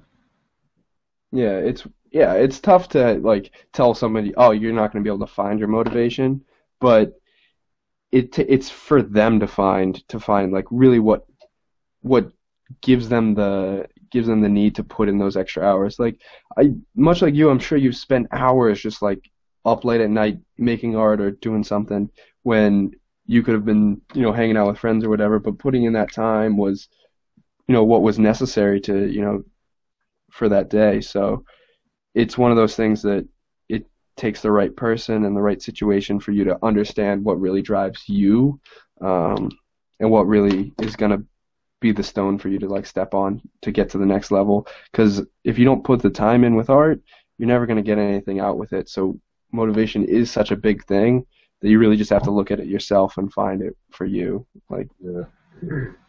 Very well put, man. yeah. We got a question specifically for you. Uh, how would you go about developing and improving your art or illustration style? It's pretty much the same for any work. You just practice. I know nobody wants to hear that. Everybody wants to hear Yeah, that shortcut, that secret shortcut. But really, the shortcut is practice. putting in the time to really step things up is the best thing. And I don't know, for me, I love looking back on my work as kind of a sign that the practice is paying off. Seeing 6 months ago that I had this kind of hiccup in maybe my 3D or something, and now I've kind of overcome that, and I can do a you know, consistently better 3D on my pieces or throw-ups or whatever. And I think looking back on your work is really important to see what you've kind of come through, and it's a good, I guess, also motivator to see where the practice is paying off. Because if you aren't practicing your work and trying to look back on your work and see what you did wrong and get better, how are you going to know that you actually improved? Like, it's just, I think, kind of gets stagnant at that point. Yeah, yeah. You have to be able to have a realistic sense of where you stand skill wise. Yeah, Like you see people all the time who are like, oh, my work's a shit. I'm super dope. My styles are top notch. I'm coming out with these great hand styles. But the fact of the matter is that a lot of the time they're really not. And they don't have a legitimate sense of where they stand as far as yeah, their skill level, and as a result, they don't really produce. You know what I mean? They don't really produce. You hear my ass? I can't speak. They don't really progress. Is the word I was looking for. yeah, I can see that. And the worst thing is like people hit me up and they'll be like, "Oh, I've been doing art for like 3 years," and they'll show me their work. And it's not that I feel like it's not appropriate for the time that they've spent, but I feel like people kind of give themselves an excuse that they've been doing it for 3 years, so they should be, at a certain level or whatever. But if you're not putting the time in over those 3 years consistently, like the 3 years doesn't really mean anything. The time you spent isn't as good of a reflection of an artist as you are as, the work you're putting out most recently. That is very true. And I I've knew like, this one guy. Oh, I'm sorry, I cut you off. no, no, go for it, go for it. I knew this one guy back in New Jersey where I used to live, and he was in the game bombing for about 10 years straight. But when I gave him just a little bit of constructive criticism, he flipped his shit on me and threw a complete and total titty attack. Like, what the hell's your problem? You suck at graffiti because you haven't put in, like you just said, you haven't put in the time into it. Although you've been in the Yeah, game for 10 years, doesn't necessarily make you good. right. So It's it's tough because it's like you don't want to have to say that to somebody, but at the same time, it's like the 6 years I've been drawing doesn't mean anything. It's what work I'm making right now that should be the talk. Like the time you spent could mean nothing. You could be doing other art for 5 years and jump into graffiti and be far ahead of people that have just started, or be at the same page of people who have just started. I yeah, feel like the time card is almost abused in what it really means. Um, I don't even know how we got onto this, but I guess just um, putting in the practice is way more important than the hours I guess you can consider yourself doing it for. Like you couldn't, just because you drew for an hour doesn't mean you improved. If you draw for an hour and you're critically thinking about it and you're not mindlessly doing it and you're trying to make a better piece of art than your last, that's when you improve, and that's when you get the next, like, I guess, step in the process of yeah. learning and developing your style in whichever direction you choose to go. That right there was when you're making progress. I like to clarify. I said that that guy sucked because I had beef with him. I hate that guy. There you go. There you go. Yeah, no, you're completely right. Like I feel like people, especially bombers, they play that time card Yeah, because that kind of gives you respect. Not necessarily, a lot of people do it for what you just said, for the skill aspect of the time card that they think is there. But I think the time card is also often played for people to be like, oh, he's been doing it 10 years. That means he must have been a lot, he must have done a lot of bombing. He must have done a lot of, street work. So he has a lot of cred when it comes to, you know, being up in the streets, being king and all that. yeah, yeah, But like you said, you put it perfectly, man. yeah. I You mean, gotta, time card doesn't mean shit. yeah. It's one of those things that like I could guarantee you there's somebody that spent 3 years drawing graffiti and they're probably better than me. And I can guarantee you there's somebody that spent 12 years and I'm better than them. It's just like you really have to put the time in to get, the skill and the reward out. So people that are less apt to put that practice in, you're not going to see the improvements you want to. You have to go in there with your own critical eye. Even the stickers I've drawn tonight, each one of them I could probably find something that I want to improve on in a second. Like there's something I did wrong in everything I do. But at the same time, you have to see like, all right, well, 3 stickers ago or 3 pieces ago, I didn't do that, and now it's looking better. Or, I need to remember to do that on the next one so it doesn't look like that. And, reaching out to people and having them critique your work, keep yourself a bullet list on things you need to work on, whether it's, line structure, or colors, or whatever. Keeping, a few things in mind every time you do it is always going to help you kind of remember them and make sure that you don't just like keep doing the same thing over and over and just get into a cycle where you're not improving and that you're kind of stagnant. Um, and I'm sure you go through this as well. Like I find there's times that I see a lot of improvement in my work, and other times that I feel like I'll go a month's time and there's not much change into what I've been doing. And it's just like one of those ebb and flow things. Yeah, yeah, I've been seeing that a lot more lately with because I've been doing a lot of cartoons. Ah, shit, drop my pen. Been doing a lot of cartoons recently, and I suck at cartoons, man. Like Uh, 2 months ago, I was horrible at them, but now I'm starting to understand them a little bit better. And like you just said, I'm starting to see more improvement, and yeah, it's all just putting in work, putting in that time, actually practicing, and being yeah, critical about what it is you're doing, how you're doing it. yeah. And I hope like just shedding light on some of these things helps people realize that I don't think I've wasted time not knowing some of these things, but by any means, if somebody told me like 6 years ago that I had to practice a lot more than like I had to practice every day to make sure that I was getting better, that might have almost been deterring for me, but it also would have been a realistic approach to it that this stuff isn't overnight, much like anything. It's a hobby that I enjoy doing, so I like putting that time in, and I like the results I come out with it, so that's why I spend a lot of time on it. So Yeah, that rewarding feeling always helps with yeah, wanting you to make, wanting to make some more of that. and I hate how almost now with like social media and stuff, the instantaneous reward is almost more gratifying than the like time spent reward.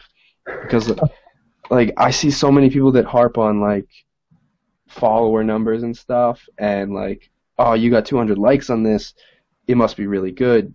That must feel great. Like people support you, but at the same time, it's like, yeah, that's awesome that people like what I made, but it doesn't mean anything compared to like the bigger scheme of things. That 200 likes on a photo doesn't rationalize the 6 years I've spent to get to my art to this point. Yeah, So yeah, it's one of those things that I feel like it's almost seen backwards. People want to make something that gets a bunch of likes rather than put the time in and just get rewarded afterwards for the fact that people also see that they like your work that you'll be making, so that's why they support you.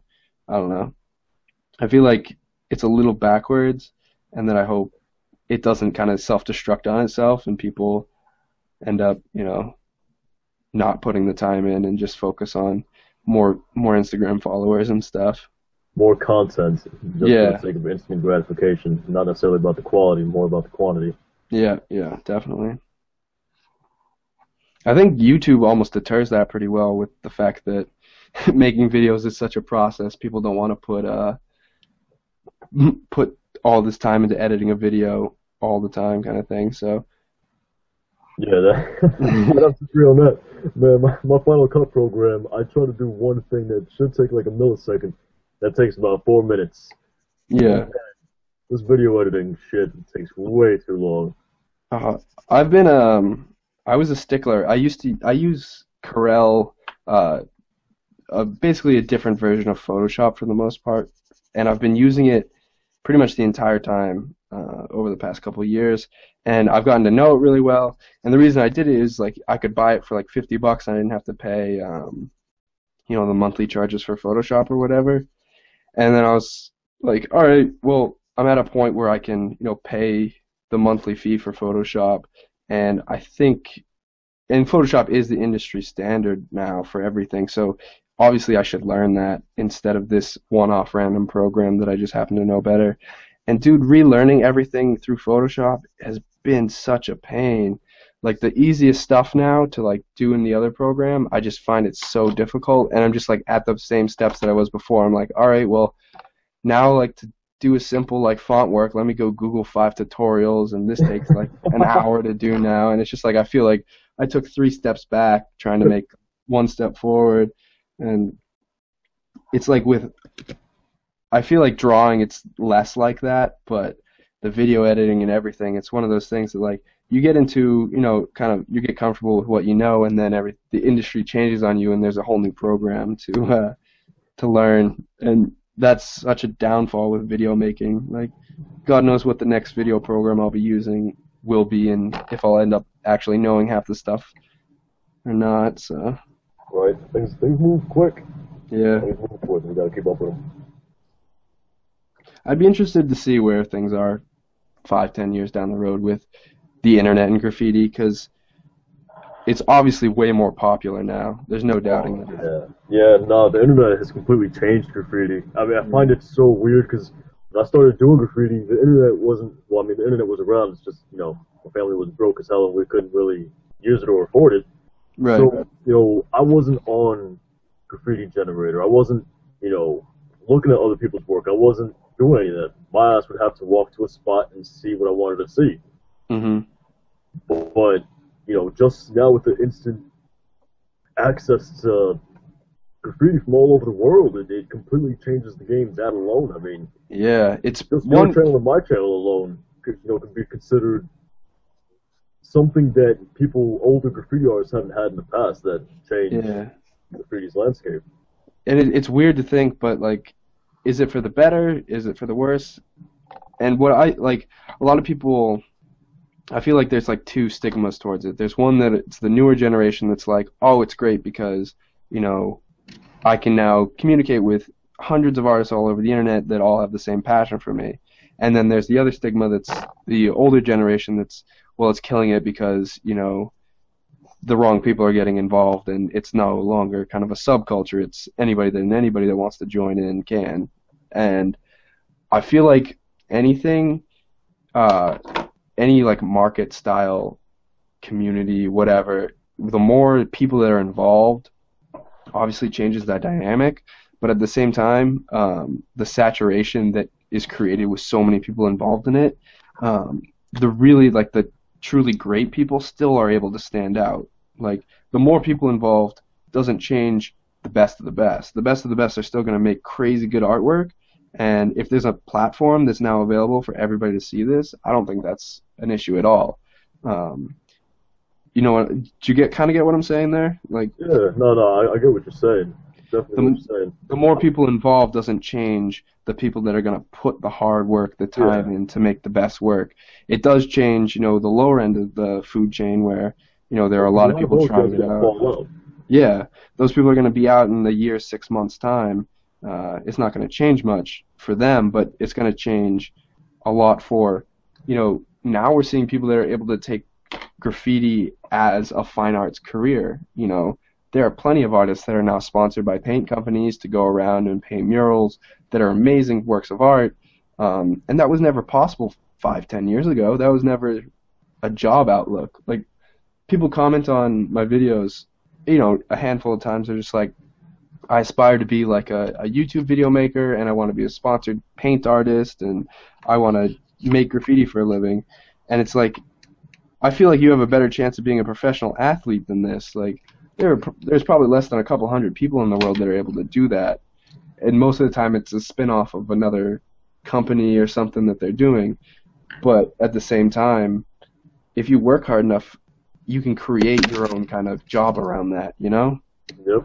I mean, look at you with your sticker producing, man. Yeah, it's just like I made stickers on the side forever, and then people were just like, "Well, I can't make them myself. Could you help me out?" Sure, and I make a bunch of stickers for people now, and I've been able to do a lot of stickers, weirdly enough, and it's just one of those things that has built on itself because there was a demand for it, and I don't seem like right now I couldn't go pro sticker and be a sticker guy for the rest of my life, but maybe 15 years down the road it'll be a more reasonable thing to do, and Yeah. my art will be there. But right now it's a fun ass hobby, and I can't complain about that.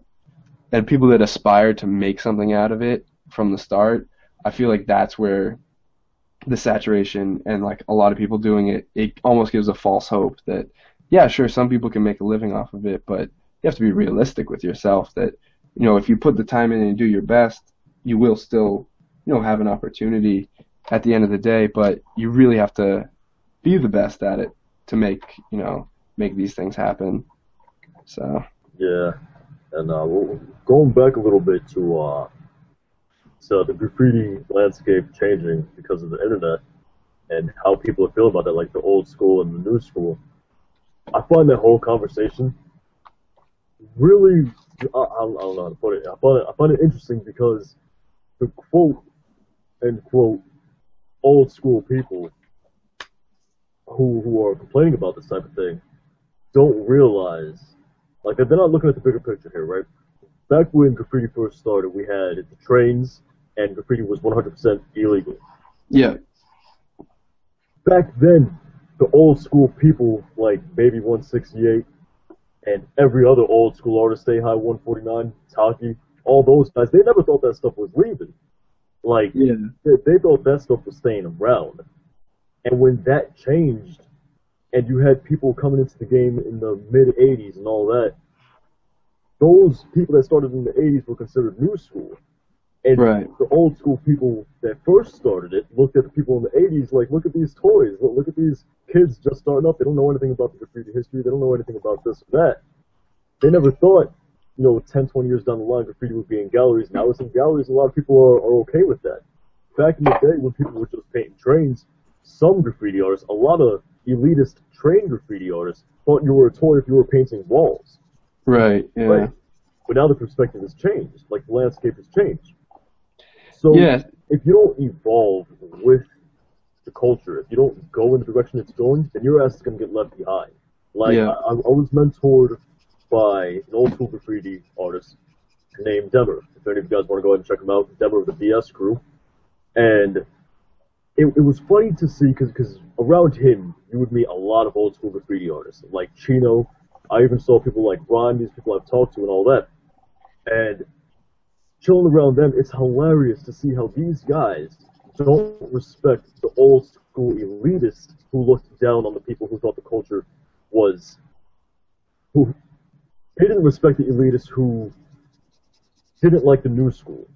So any old okay, school graffiti artist who was like, oh, these new school kids suck ass, they're now laughed at. All those old school graffiti artists get no respect. And that's what's yeah, going to end up happening here with the graffiti artists who are like, oh, all these kids jumping in the game because graffiti's mainstream, they all suck. All those elitists are going to get left behind and laughed at. yeah. There is evolution to it all. So when you Yeah. don't, it's not conforming to it, but if you What it don't is, go it's with just it, adapting. That's it. yeah.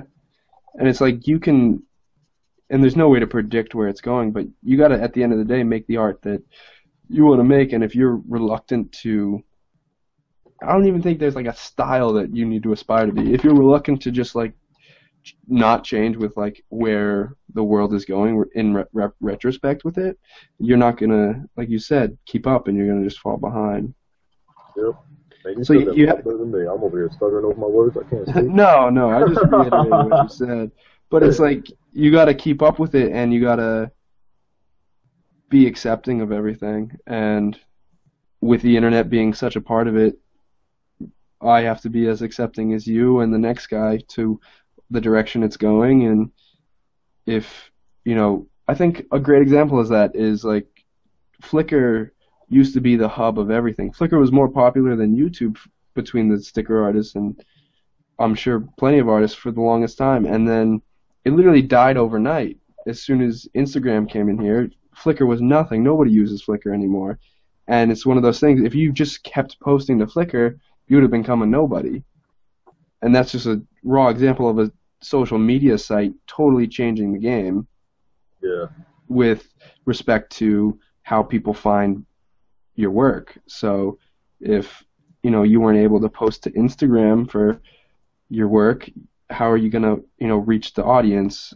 And if you don't want your work to reach the audience, like, what is your point of an artist if you're not trying to share your work with other people? So Yeah.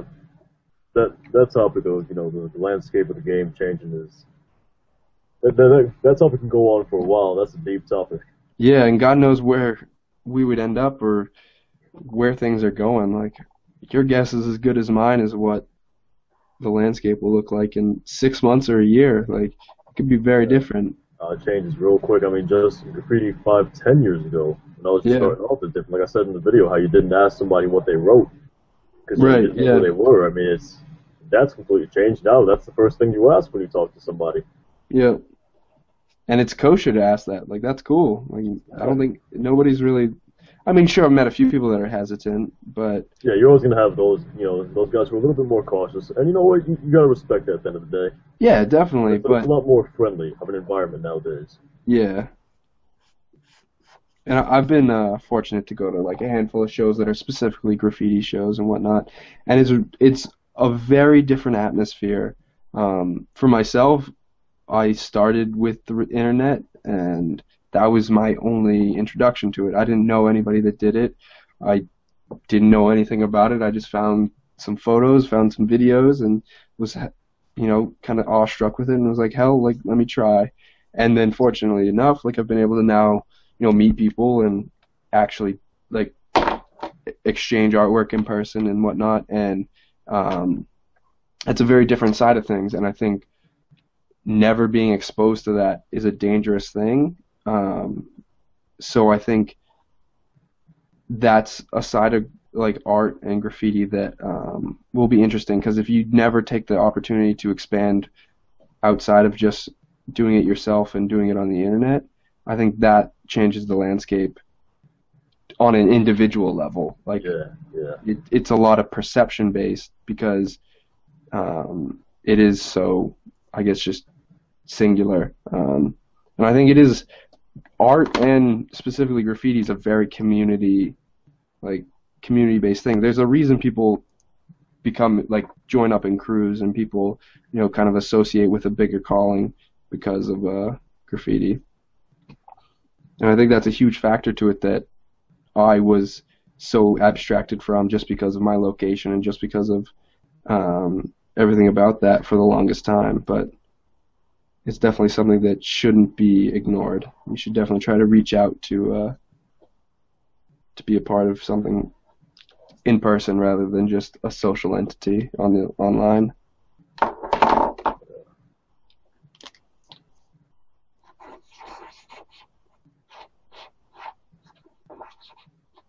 It's weird to hear your perspective on that whole entire community part that you just talked about.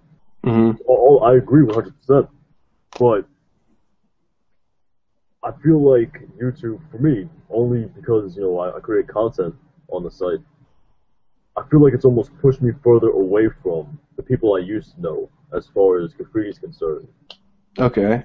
Because I think we talked a little bit about this earlier in the stream, but some of these people that that I used to know that I was just another guy with them, they Right. now look up to me as if I'm some some king or something. I'm like, damn, now I don't want anything to do with you because I don't know what your intentions are to be around me.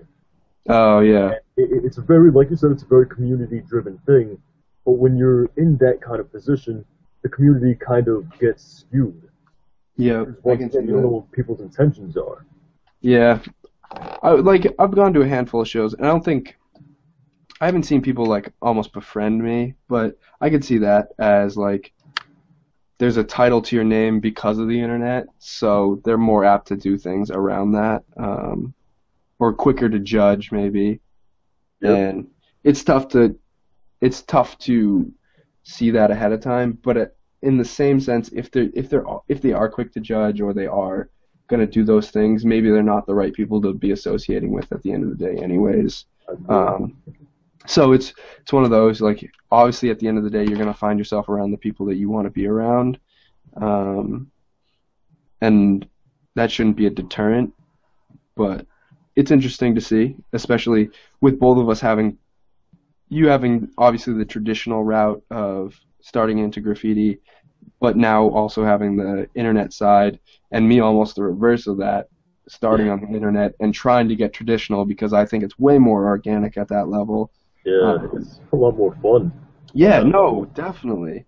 And it's like I would much rather go like as fun as talking to people over the internet is, and making a video out of it, getting together with some guys and drawing for an afternoon, that's good fun too. So it's one of those things that I definitely enjoy having the other side offline and being able to have an organic, just friendly art relationship with somebody that being from suburbia and everything that I wasn't able to have for the longest time. I mean, So that whole social aspect, like that in-person social aspect, is an amazing thing. Like you said, yeah, the whole time going to shows, or whether you just go to a wall, whether it be a DL spot or a legal spot, and just having genuine fun doing yeah, what you love. Like that's what it's all about, and it's right there. That's the part I have to say that's one of the best parts about the game, yeah. the social aspect. And I think, I don't know, I found like obviously when you are like friendly with people, online's one thing. Like me and you, we've done name exchanges and battles and stuff in the past, but Yeah, 4 years I've known you about right now so far. yeah, and it's just like yeah, but how well do I actually know you? I would love to get down and paint with you, but it's like I don't know you on outside of the internet level, Yeah, and yeah. knowing somebody on the outside of the internet level, I think is definitely a little bit more genuine and a lot better.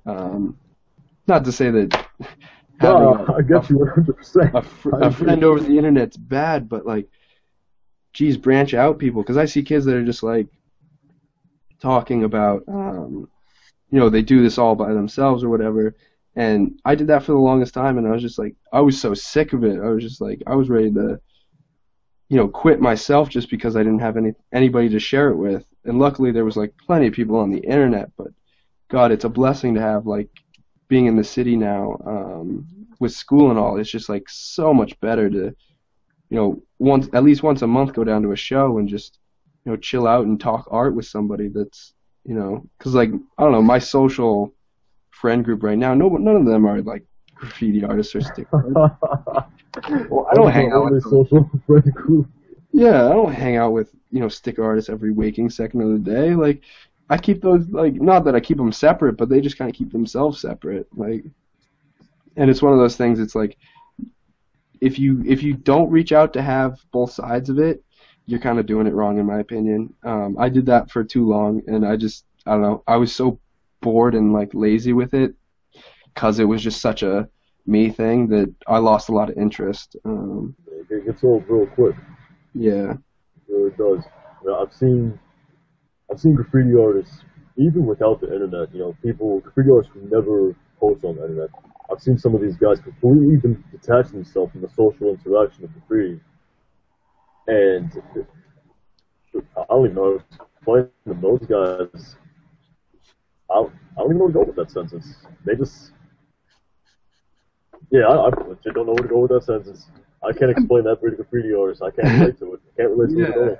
It's like everybody confides in like a social atmosphere where you have like-minded people and doing a like-minded thing, like, and it's weird not to have that, and I didn't have it for so long, and now having it, it's like I wouldn't like what was I thinking? Trying to just draw stickers by myself and put stickers up and like just draw by myself like that's no fun. Like you share it with somebody, share it on the internet, share it with somebody in person preferably. Like so yeah, it's a lot of fun to have a community driven around it and at the same time it to be a healthy constructive thing.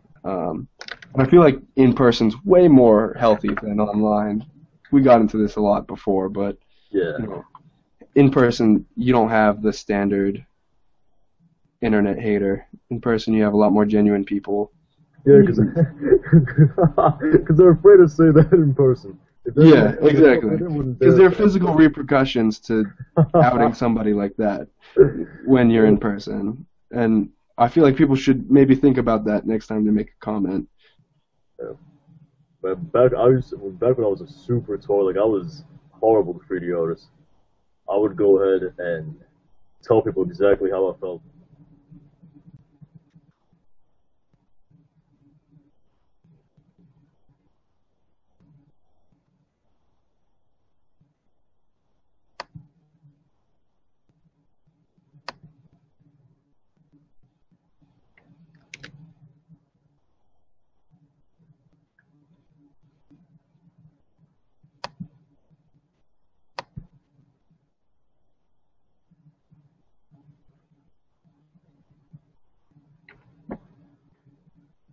I take it Sive's thing is messing up again.